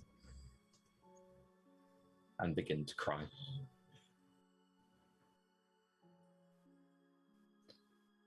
Reaching down, you can see tears just bawling from their eyes as they wrap their hands around Edlynne's head, breaking the fragile kind of network of iron that was supporting her, and just holding her there. The tears and the heavy, deep sobs just echoing around the room, and you can see them kind of forcing energy through. You see the air just rapidly chilling to the point you can see lines of frost building up on the doors as they just continuously dip in and out, gripping hold of Edlynnne as they do. You see both of them just pass in and out from in front of you, and eventually as they kind of come back, you can see him stood over her, just shaking her, shaking his head, unable to form. Sam, we can try and help. We can see what we Sam. can. You have to let us out, and we can try and Get help us out her. of here and we can help. They just continue to just stand there and weep, screaming at this point, the pitch of their voice increasing with every passing second, and they just grip her bodily until you hear the door on the far end open. It swings wide, and two men step inside. Immediately, one of them, "Stop! They're out!" The coach gun raises. Don't hurt him. You see the hammer cock back. Whatever you want to know, just don't hurt him. Make a will persuasion check.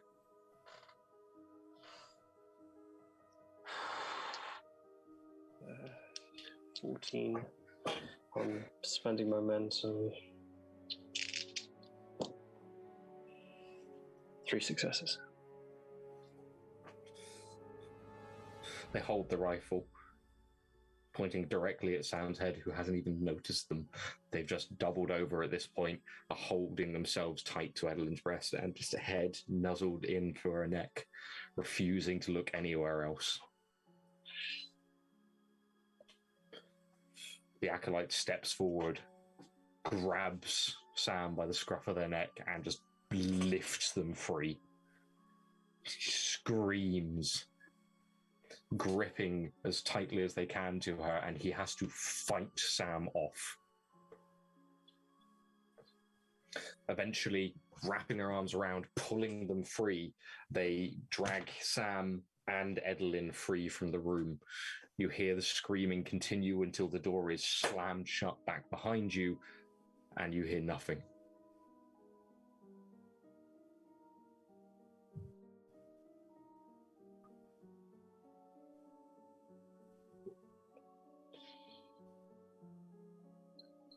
You are left alone again.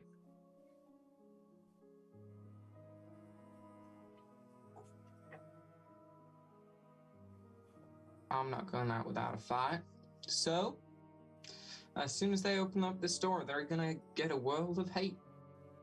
So, if you can, try and convince them to come over here, and I can do my best.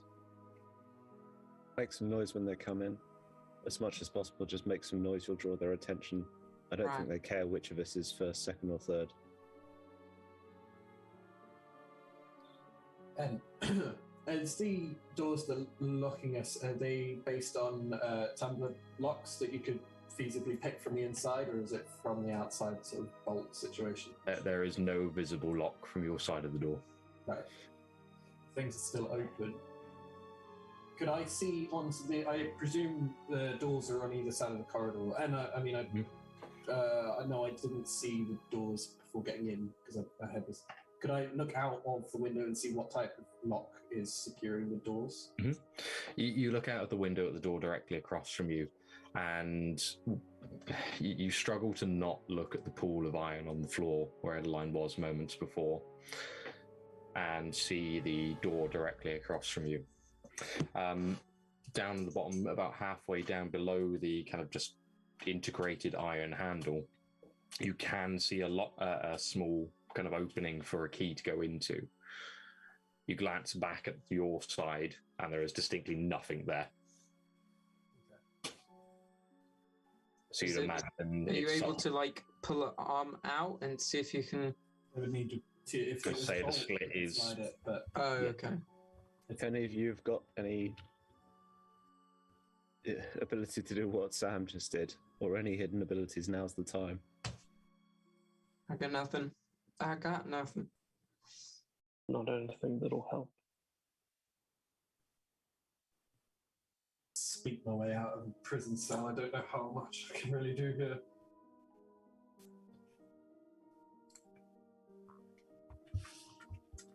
Just gonna have to wait for my turn. I don't do anything.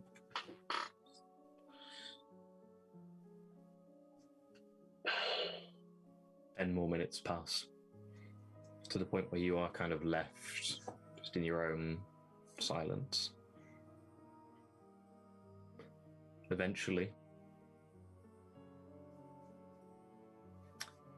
Jules, can you make me an insight observation check, please? It is difficulty 3 with the focus in hearing. Can I get a momentum? Yeah, by all means. There's 4 down to 3. It's 2 passes. I just need to get another pass in.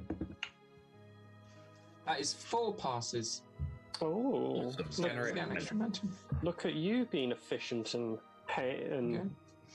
breaking. Observation and hearing has been a lifesaver. Has it? That was hard to laugh. No, it hasn't. Soon, Ben, too soon. I know. You can hear raised voices. You can't quite make out what they're saying as you're moving, as the voices are passing through your own cell, the wall beyond you, and the door beyond you. But they're distinctly male and female. You can hear arguments. The female voice is furious. Abjectly furious. The male seems to be defending themselves. As I say, the exact intricacies of the conversation are lost. Impossible to discern through the sound, through the walls. But you can at least deem a good amount of what is being kind of passed between them in the tone alone. It lasts as a pitched argument for about 5 minutes. Before eventually you hear the female voice stop, curse one more time, and move away.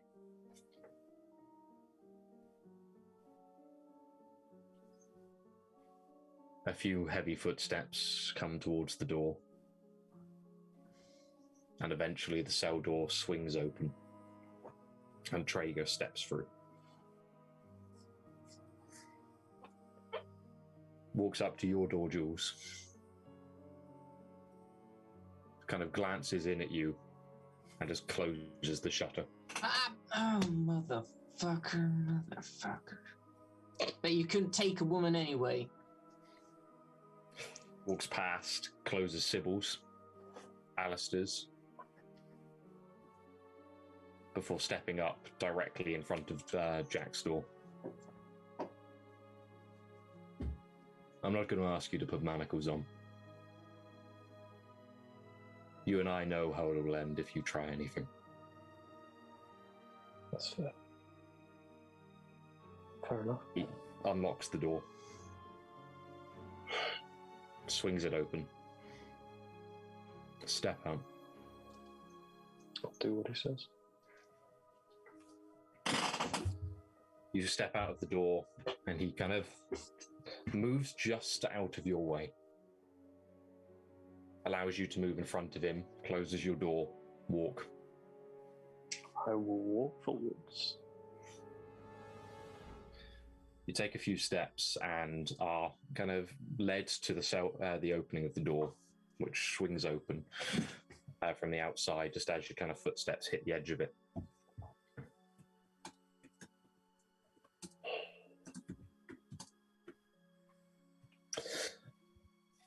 You kind of are led out into the hallway, where you can see waiting for you 4 more acolytes flanking the door.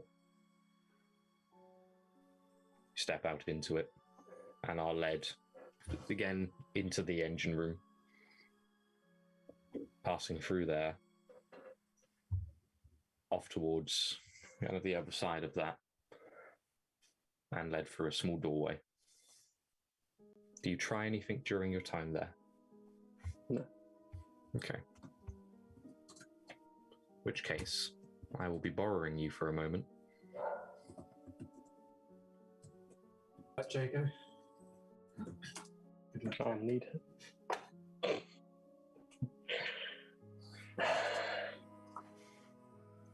You're led into a small room where a table awaits you, and you can see Juliana. If you've only ever seen the once at a distance, waiting for you. She doesn't raise her head to look at you as you are forced into the chair in front of you. Your hands just splayed out on the table. Traeger speaks, closing the door behind him and leaving just you, Juliana, and him. I will be conducting this interrogation. My sister is here to take notes. Understood. I will warn you now. Any sign of anything, and I will execute the boy before I execute you. Am I understood? Yes, sir. Do a quick, let's say insight persuasion check. Just difficulty 1. Okay. Insight persuasion. That's different.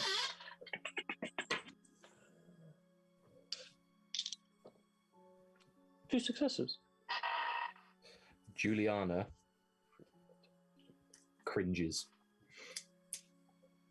actively pulls away from the chair slightly as he threatens you. You can see her kind of choking back a wave of emotion.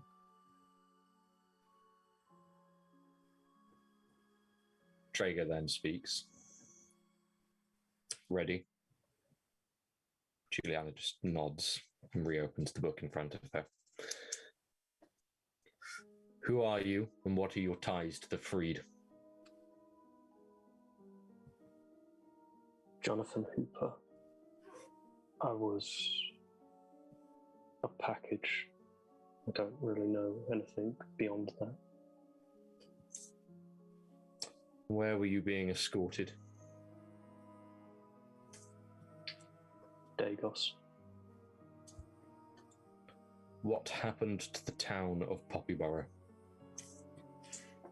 And how are you connected to it? There was a farm with my last name in it.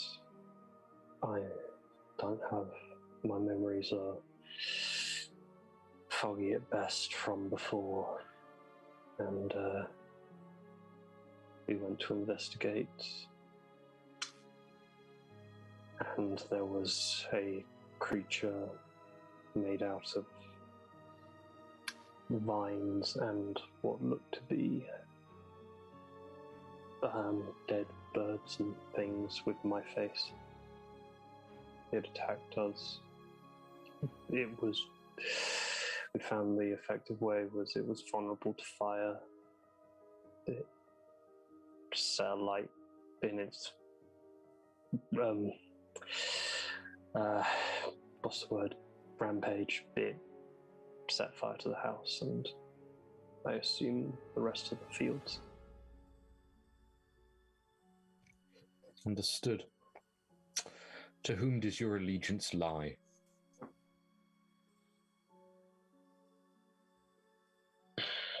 I am loyal to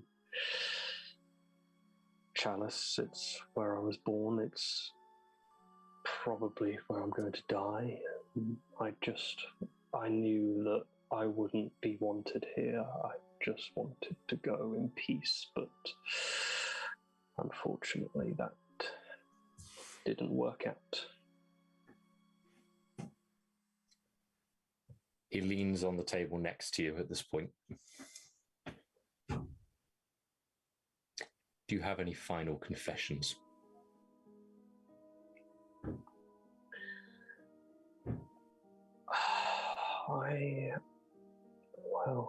I am not a natural born channeler. Somebody has made me this.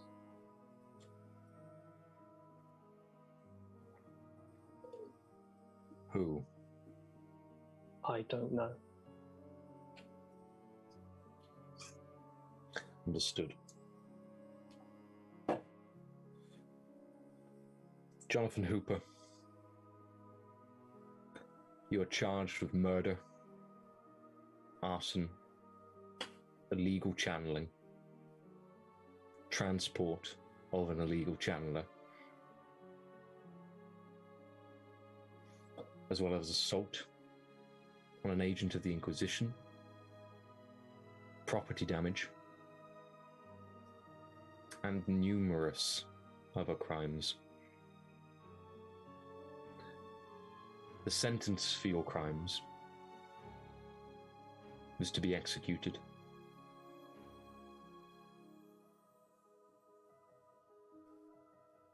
Do you understand? Yes, sir.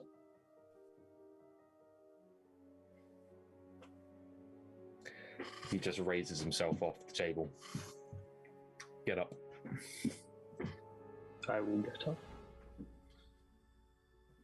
He just kind of turns you around, knocks on the door, which then opens,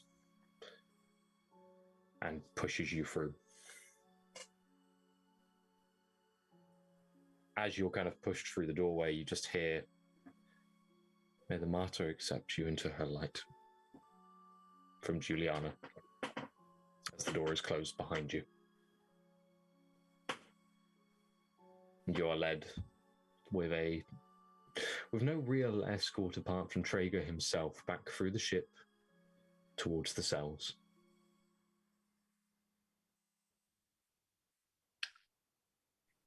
Will he be safe? The child will be taken to the peak.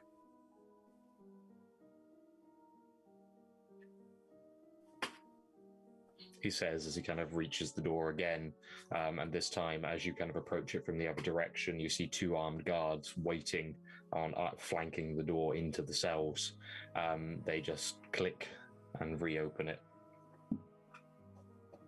You can see as you're kind of moving towards, there is a long streak of dripping iron and silver leading from the doorway out into the hall and off to the right, away from a stairwell up on the left.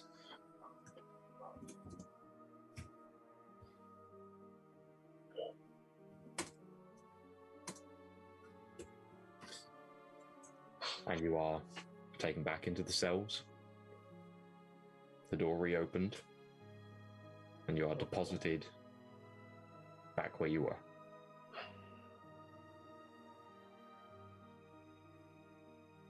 The door is locked behind you, of course. Yeah. The shutter brought across, and you are dropped back into darkness.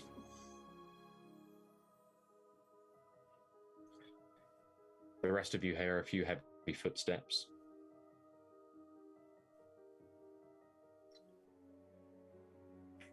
Sybil, the shutter on your door slides open. And Traeger leans in.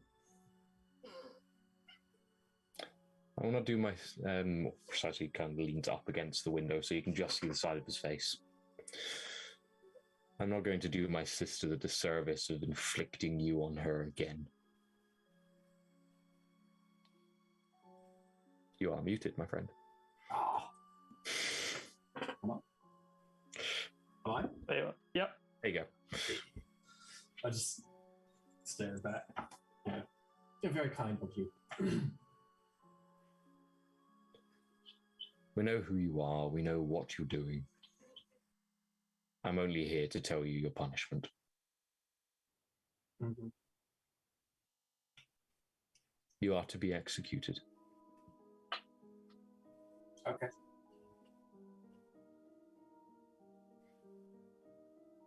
I won't wish anything for you. Once again, very, very kind. I make no illusions of who I am. I leave the lying to myself to people like you. And he just slides the thing shut again. He makes his way across. Again, you can just hear his footsteps passing through. He briefly stops outside Jules' door. You're going to hear him before he just passes by. I just punch the wall. You take your frustration out. You can gain that point of stress back as you vent. Again, the cell door just slams shut behind all of you. Or behind him, more precisely. And you are left once again in the dark. You are able to converse. If only through the walls, but you are all nicely connected. Well, you were. Yeah. Subil and Jules can communicate, and Jack and Alister can communicate. Unfortunately, the cell that was previously occupied by Edlynnne is now empty. I would like to take a rest action to try and get some stress back, please. Easily done. I will happily let anyone who has stress remaining to spend the next couple of hours sleeping. Does that replenish all of the stress? I will allow it to replenish all of the stress. Yay. He is slightly merciful before the axe comes down. I can't believe this, but Sybil wouldn't be able to sleep. He's going to have to keep the stress. Yeah. There's no way he can sleep after that. So instead, he's going to be up trying to plan a way out. Yeah. You kind of pace your cell as much as you can pace a small 5-foot space. Despite everything, there is a vapid peace. Gentle rocking of the boat, silence and darkness. is, if nothing else, slightly comforting.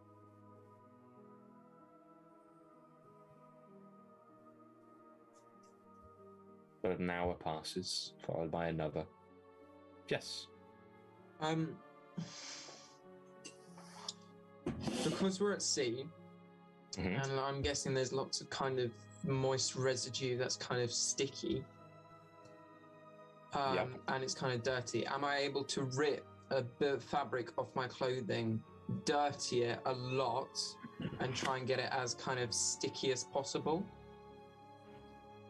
So maybe the similar blend color to the bars, or kind of at least as dirty enough, so that if they end up opening the door and closing it, if I stick a bit on the handle, it won't click in fully. I see your plan.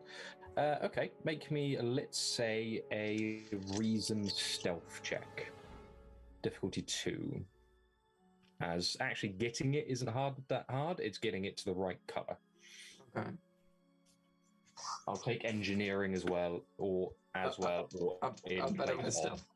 I'm better with stuff. That's 2 fails. Let's try. You've spent a couple of hours trying to your absolute best, but as there is no light in this room, it is near impossible to get to the point where you can actually tell what you've done. At one point, you accidentally drop it, and it takes you 10 minutes to find it again.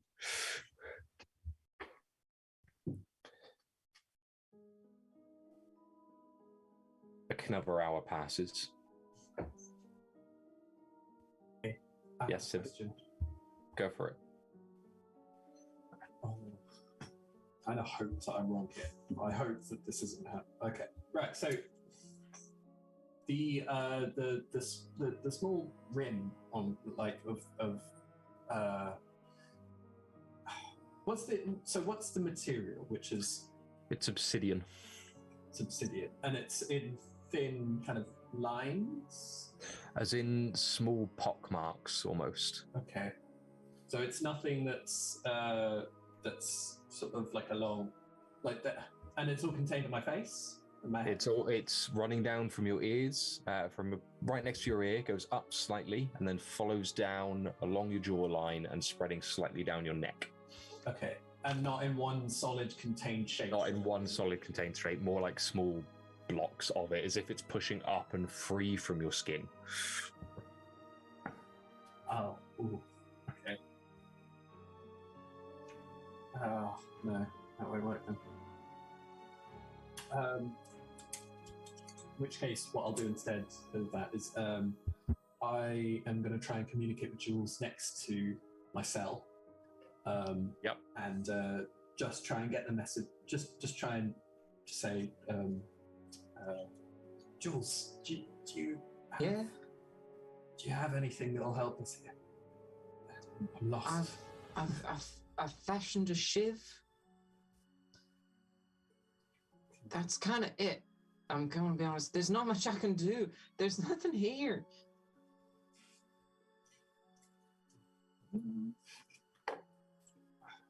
Have you got anything?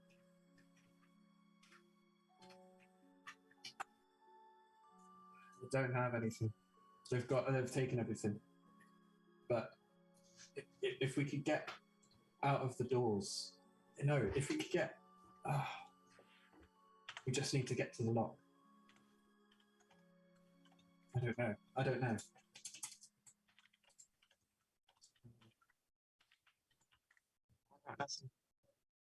Sorry, Han. I'll keep thinking. I'm just going to keep pacing my cell, trying to look for anything new in the cell. What? What? Go on, Jago. The door. Mm-hmm. Tell me how far off I am with this. This is my understanding. So, 2 sheets of metal, lock in the middle, or is it just a hunk of metal as the full door? So you have a heavy steel door on normal hinges, which are kind of protected by a overlapping portion of the metal. Okay. So it pulls outwards and closes inwards. Okay. There is no discernible lock on your side. But there's a guess where a lock would be. You can build a rough estimate because you can kind of make out where things should be. Okay. And it is then pushed as close as it can physically manage up against a kind of a steel door frame. It is the steel door frames themselves are flanked by wood, but you're also again working on 0 light. So you are discerning this through touch. It is pitch black in that room. There is no source of light. There are no windows. You have no discernible way of seeing anything. And the wall to my back, if I put my ear against it, what do I hear? Nothing. So not even the ocean, just... Correct. Okay.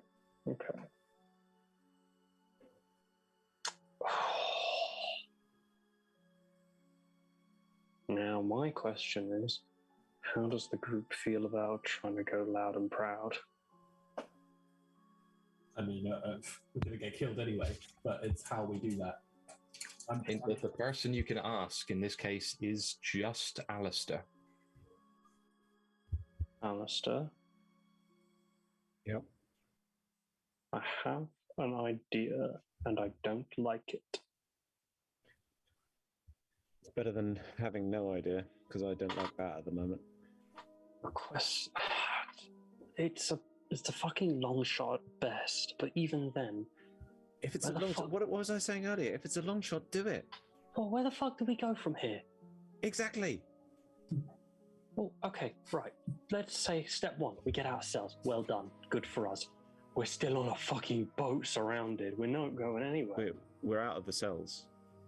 If we're out of the cells, we've got action. We can do things. If we get out of the cells, we can get into that little antechamber. When we're into the antechamber, there's an engine room. We can try and knock out the engines. We can try and take over the ship. We can look for lifeboats. We can do anything.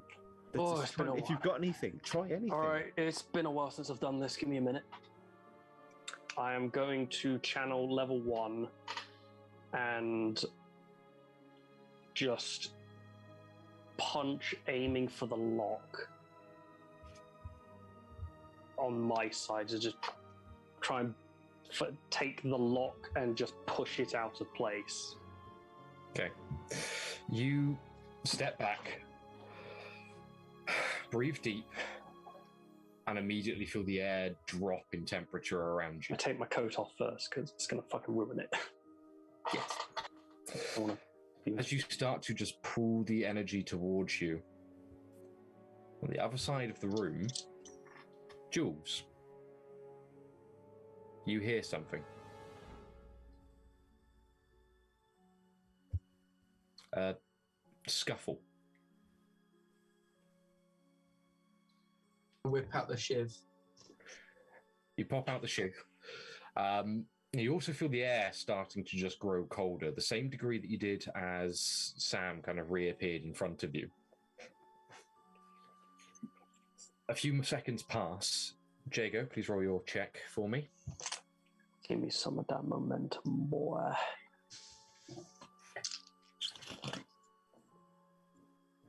Oh, that's not great. What is it? What's the check? Will.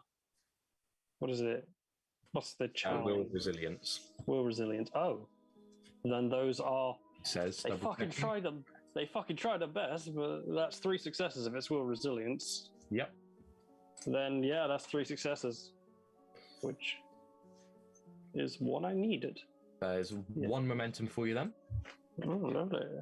If you can please roll your 2 damage.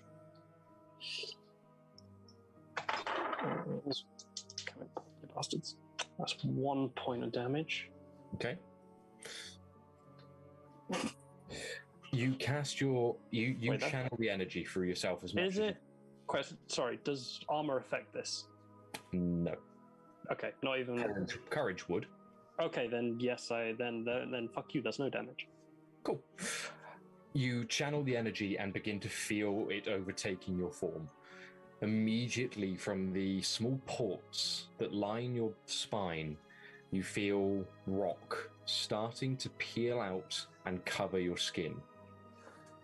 Slowly but surely, more and more growths rush along, covering your ears, the sides of your face, your eyes, your nose, and your mouth, as your entire physical form is subsumed under this rocky carapace. You feel your body just twist and painfully crack as you reform yourself. In addition, you just feel something inside of you just kind of moving. And as you kind of click your back, you feel your clothes just tear in place. Your shirt just gets torn apart. And you watch as just creeping out from the ports, just as they're about to be covered, these long strands of ivy that just wrap around your body and just kind of creep over the rest of your form. You can see small buds on them starting to form, but not quite getting there. And just as this kind of energy expels from you, you get a small burst of light into the room as heat. The second your spell is cast, a wave of heat just emanates out from you and warms the room for a second. With that, you bring your hand back and get ready to start pounding away. And as you do, you all hear the door to the cells open.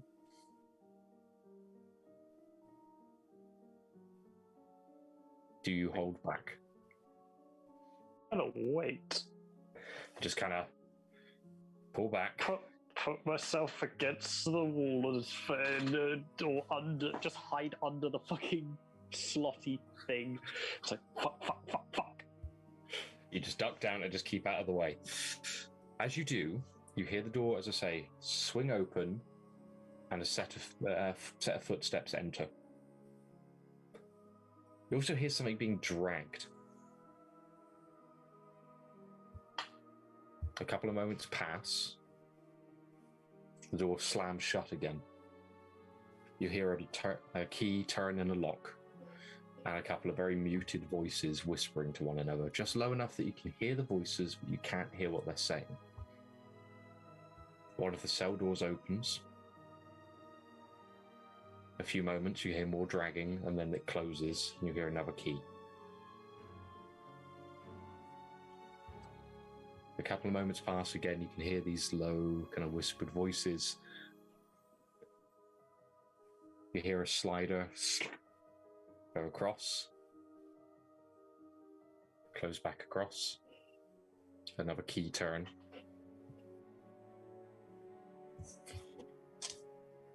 Alister, you know it's the door next to you where Cecily was.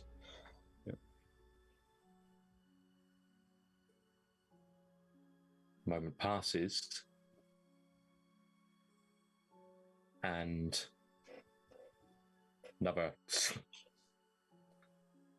as Jules, your window slides open. I just hide the shit behind my back. Hi there. Is it my time? You glance out and see just below an inquisitorial hood, Kurt smile back at you. Kurt! Shh. As he unlocks your door. I peck him on the cheek. Oh, you're such a... Why'd I do that? You? Swing it out, and you step out into there to see Kurt and another woman just behind, checking over Cecily. They kind of twist back to look at you, their face covered in roughly healed third-degree burns. They just kind of nod at you as they make their way around, just unlocking each door in turn. While they're doing that, can I get the rest of my bowl and shove it under the door of the whole cell thing, just so that it's like a wedge, just so it buys us more time, just in case they open the door like aggressively. Just so of course. I know. Within a couple of moments, they've opened all of the doors, with the sole exception of Jack's. As you can see, the woman with the burns just kind of fiddling through the keys as Kurt just quickly checks over each of you. Right. Keep quiet. We've got a boat around the back. We're getting you out of here. Where are the rest of you? The kid. Well, there's one, and they've taken the kid. And the Wissian. She didn't make it.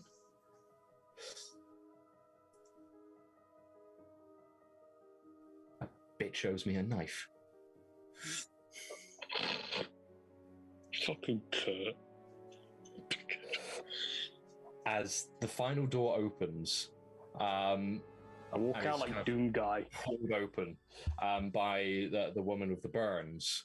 She kind of swings it open, looks in, and just steps back, hand just kind of going to a revolver that she reveals out from under her shirt, under the kind of inquisitorial shawl, as each of you watch this heavy stone figure moving with the gait of a man step out, no features across his form, but these small lines of ivy kind of tracking along the entirety of its body. And I never met this like person. travel. I never met this person with this. You have no idea who it is. Stop! I'm gonna get. Stop! These are the ones. Who is that? Well, the woman just kind of by a martyr. He wasn't that tall. Just gonna slowly turn to Jules. Aha! I'm just gonna look up for you. I've found a way out.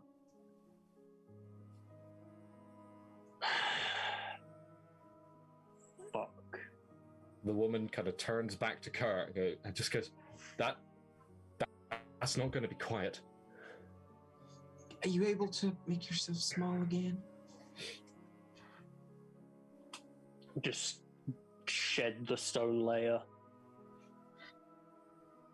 You kind of, again, with this feeling of kind of warmth that passes by everyone, sucked into the air around Jack, before again a chill just disperses. You watch as the stone and the ivy just kind of crumbles and just starts falling away from his form, leaving him stood, unfortunately, stark bollock naked in front of all of you. I'll go get my coat. I'll watch him bend over. Yeah, I was going to say. At which point Kurt, just kind of trying to not look at that, hand just reaches in, pulls a single flintlock from his jacket, and passes one to each of you, alongside a small knife. Not a word. Keep down. Keep quiet. Follow me. What the hell is Sam? I don't know. Grab Jules very quickly off to one side and go, do you know this guy? Do you trust this guy? Well, I think this is the same guy.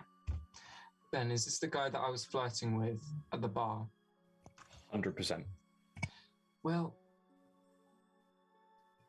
I've learned, Alister, when you're nice to people, they try to stick around.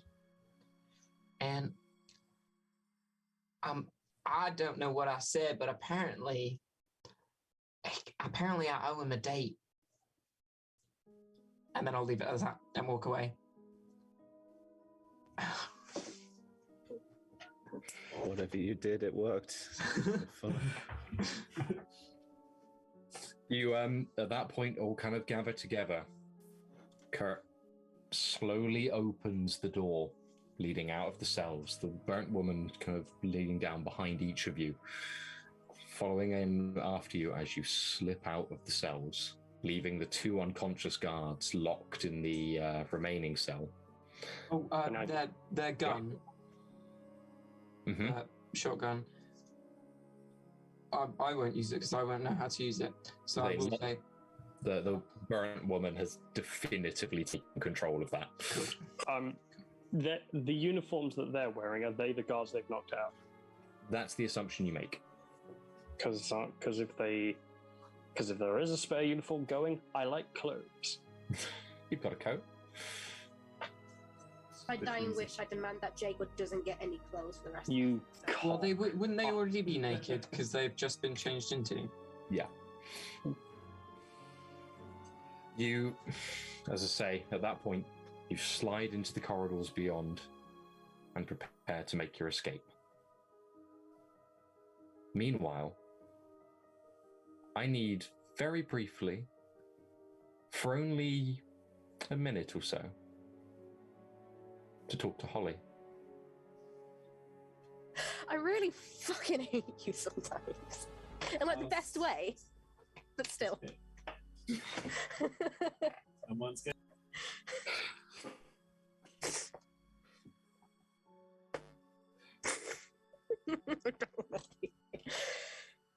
The last thing you felt was the bullet pass through your skull. Seems right, yeah.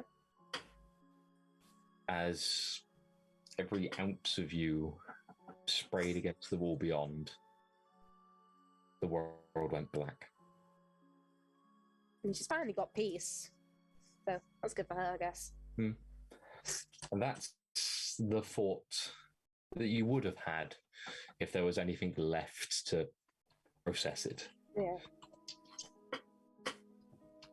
The darkness greets you like an old friend, warm and familiar. This isn't the first time you've sat in its embrace. And just as the last time, it holds you for what feels like an eternity. Rolling seconds that edge on into eternity. And as it starts to feel something like an end, like peace, you can feel the wind kissing against your face. Hear the air, the tumultuous twistings of long, distant things that creak and crawl through the dark, until eventually your eyes open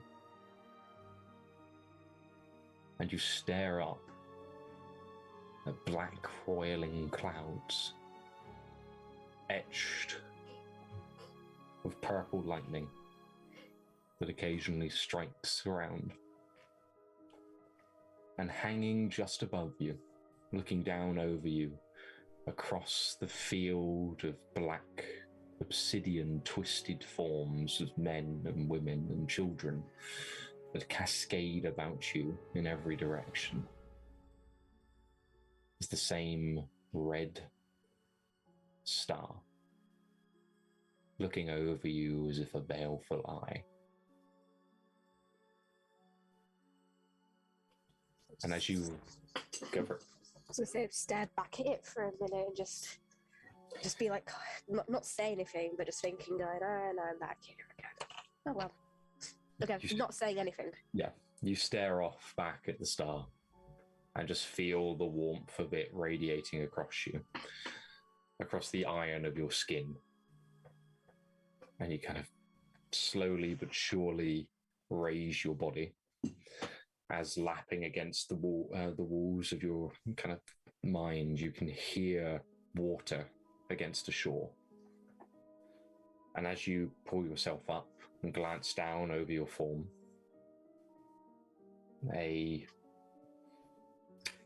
perfect, markless sheet of iron where should be skin, etched only in markings that mean nothing to you. You twist your feet, passing through sand and looking out at a long, endless blue ocean as you stand on a beach.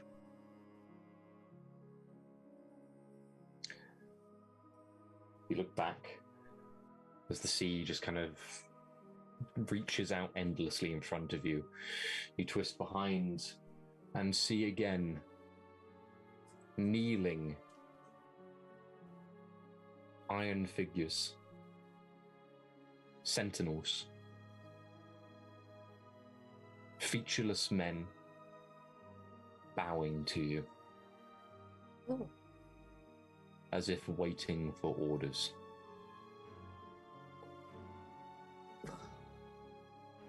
I guess I'll just try to. Oh, do I want to risk saying something? I'll risk just saying, I'll risk saying like stand or something, just to see if they do anything, if I give them orders or not. You whisper the word, and immediately their arms clap to their sides, and they rise in obedience. 80 strong. Stand. Their right arms immediately clapping to their chests. Past them, you can see long-running mountains that run around the edge of the area you stand within. You can see beyond that the twisted, broken forms of monolithic beings, their bodies pierced with a numerous weaponry. The glints of iron and steel and silver indicating a huge, ravaged battlefield that lies just beyond them. And as your eyes kind of just pass over the soldiers into the land beyond, you can see something. A figure just sat on a rock. Its face covered in black stony outcroppings. Hunched into itself, its form as bare as your own. And lying around it, you can see twisted bodies.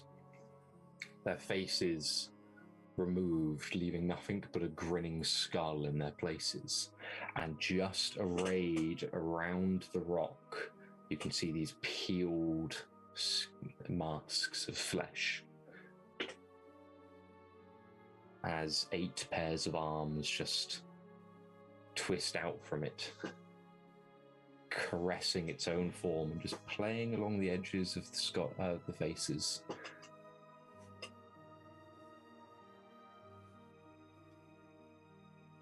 And you know it's smiling at you.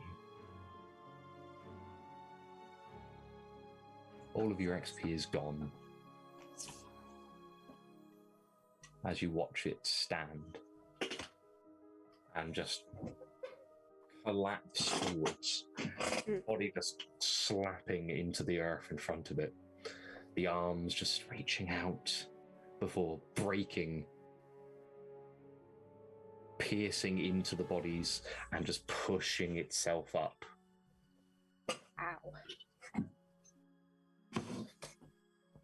You feel the things waiting for you. I guess the only thing to do is I have my somewhat army now. I guess the only thing to do is to try to attack, because it's not gonna. I have a good feeling I know what this is. It's not gonna want to try. It's just gonna want to take human skin. So let's attack. You give the fort, and without a word passing your lips, the Iron Men twist, spinning in place and dropping into a defensive position. One arm for each and every one of them snaps out in unison, and you just watch as a long blade emanates out and just releases itself from their grip. Again, in unison, they snap it into place and bring it to defend. Fucking cool. You realize, just as you've been watching them do that, you've naturally assumed the same position and done exactly the same thing. Okay, yeah, just gonna fight it. We'll stay in position and just fight it if it comes to us. It begins to, having cavorted for a moment, wrapping its arms around the bodies and just slowly tearing limbs free and just bring them into itself, You watch as it places the stump of a dismembered arm against its neck and just twists and shakes and shivers as skin just wraps out and embraces the new limb, pulling it into itself. It just grabs more as it starts moving towards you. And you just hear this low, distinct chuckle as it gathers more and more parts into itself. And as it barrels forward, its eyes landing, or sole singular eye that pierces out from the black, landing on yours, you step forward to join your soldiers, raise your blade, and that is where we're going to ask for the others to come back.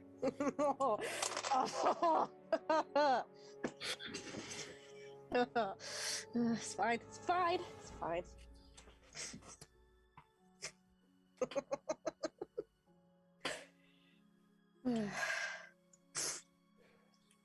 I lost 2 dice. I just threw my dice everywhere. There they are.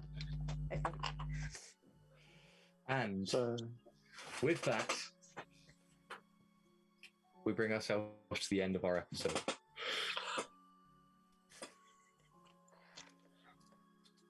Once again, thank you very much for sticking with us through everything that was.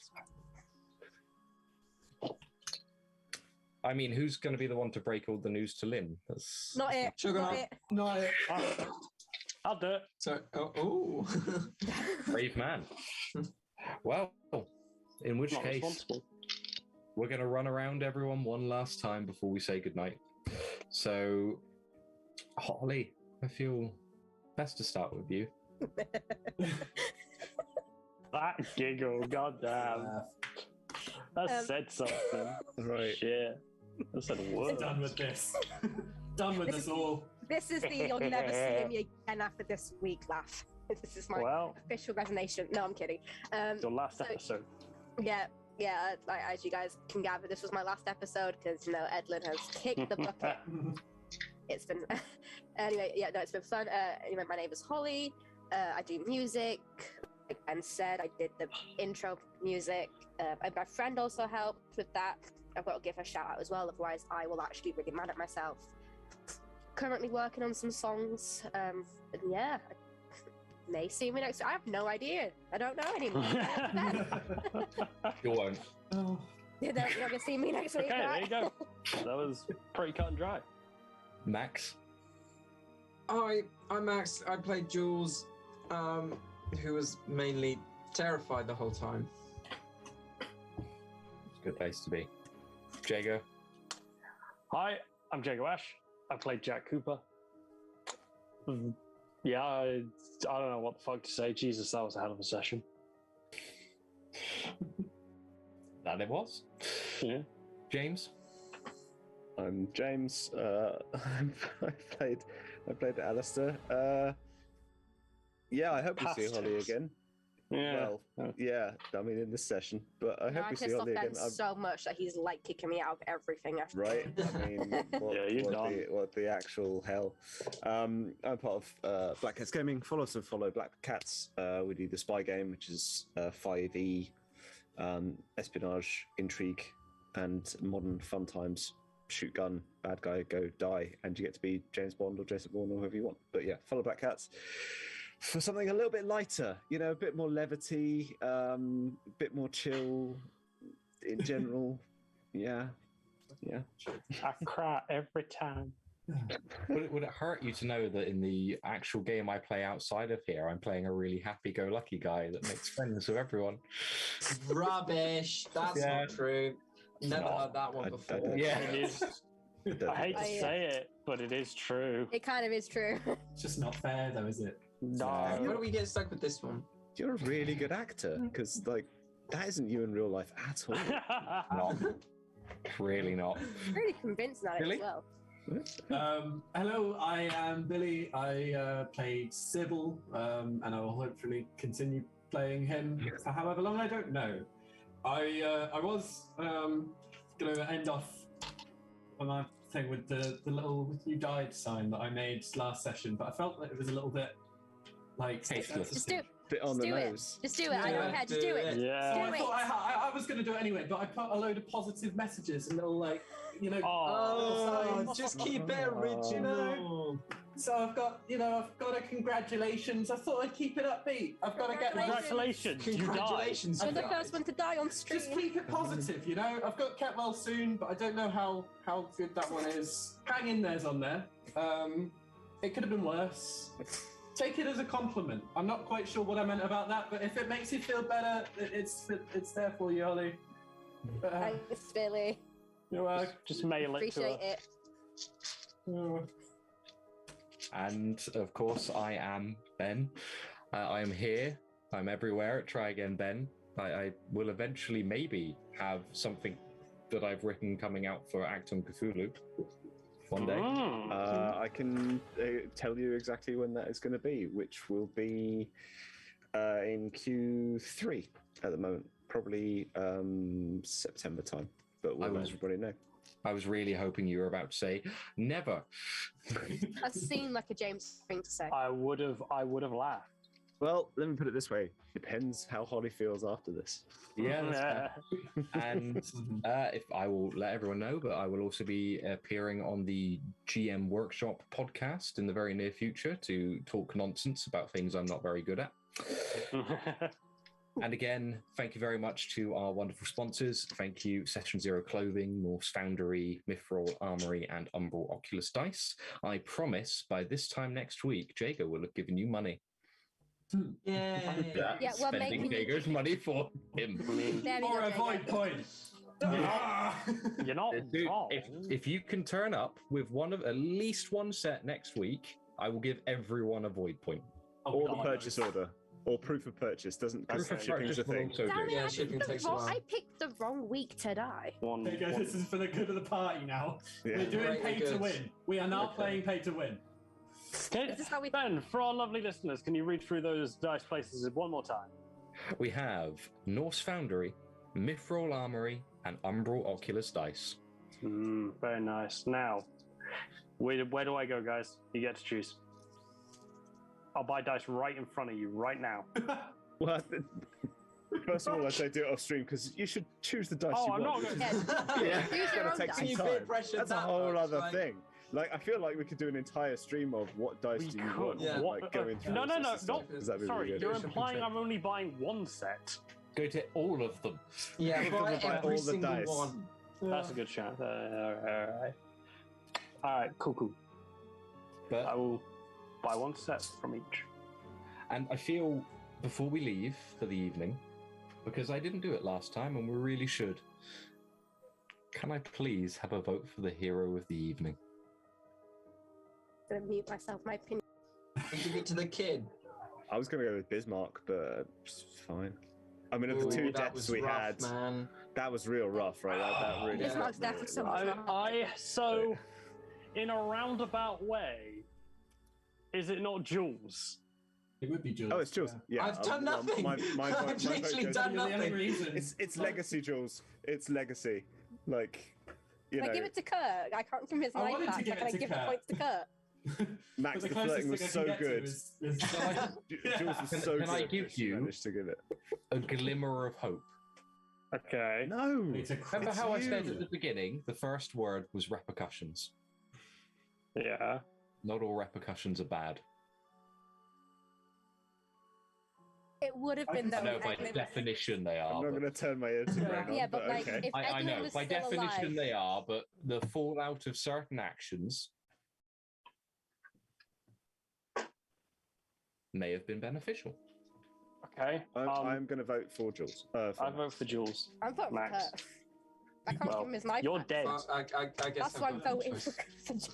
for Kurt.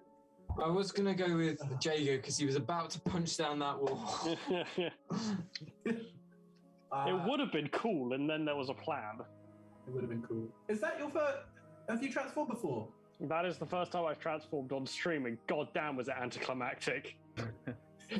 You fucked me, Ben. You fucked me. You are the That's cool why you moment. did it first. And with that, thank you very much, everyone, for sticking with us, and we will see you next week. Thank you very much. Bye.